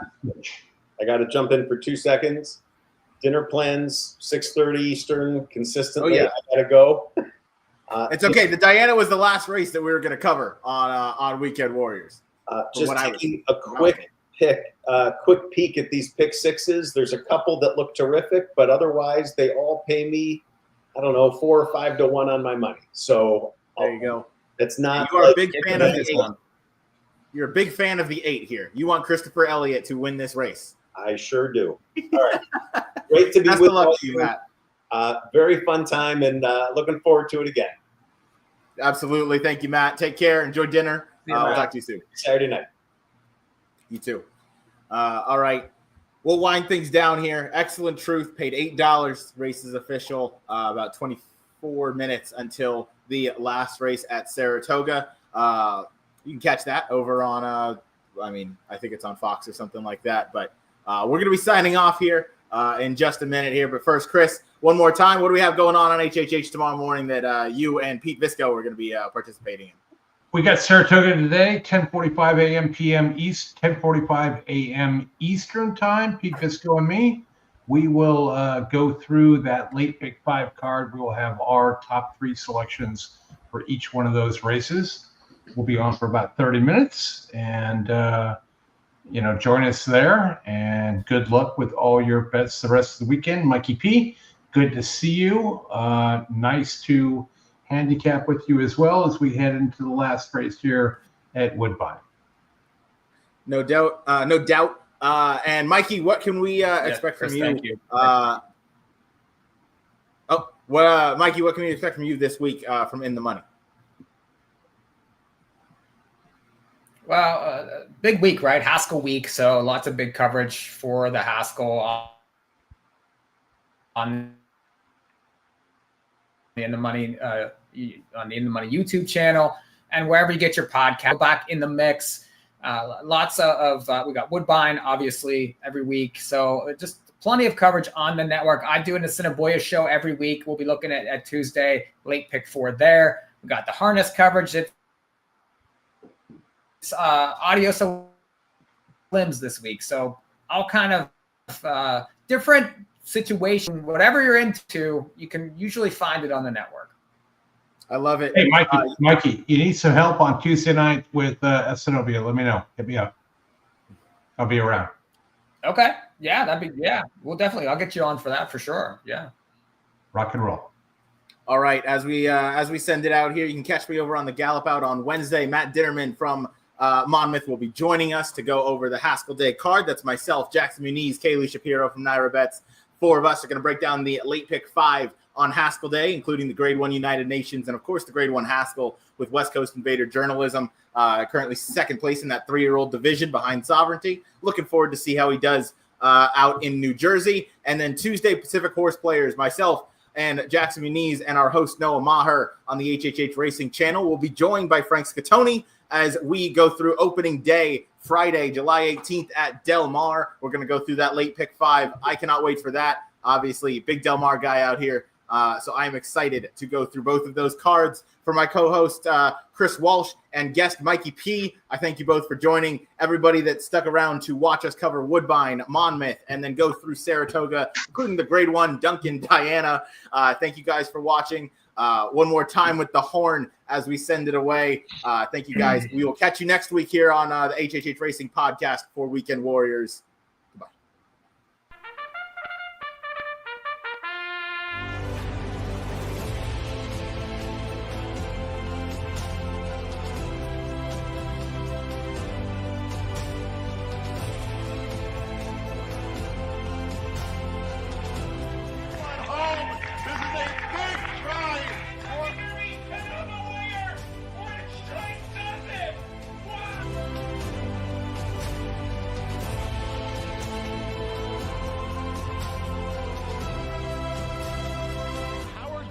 If you have not followed his Triple H Horse Racing podcast, you're missing out. It's one of the best podcasts in the country.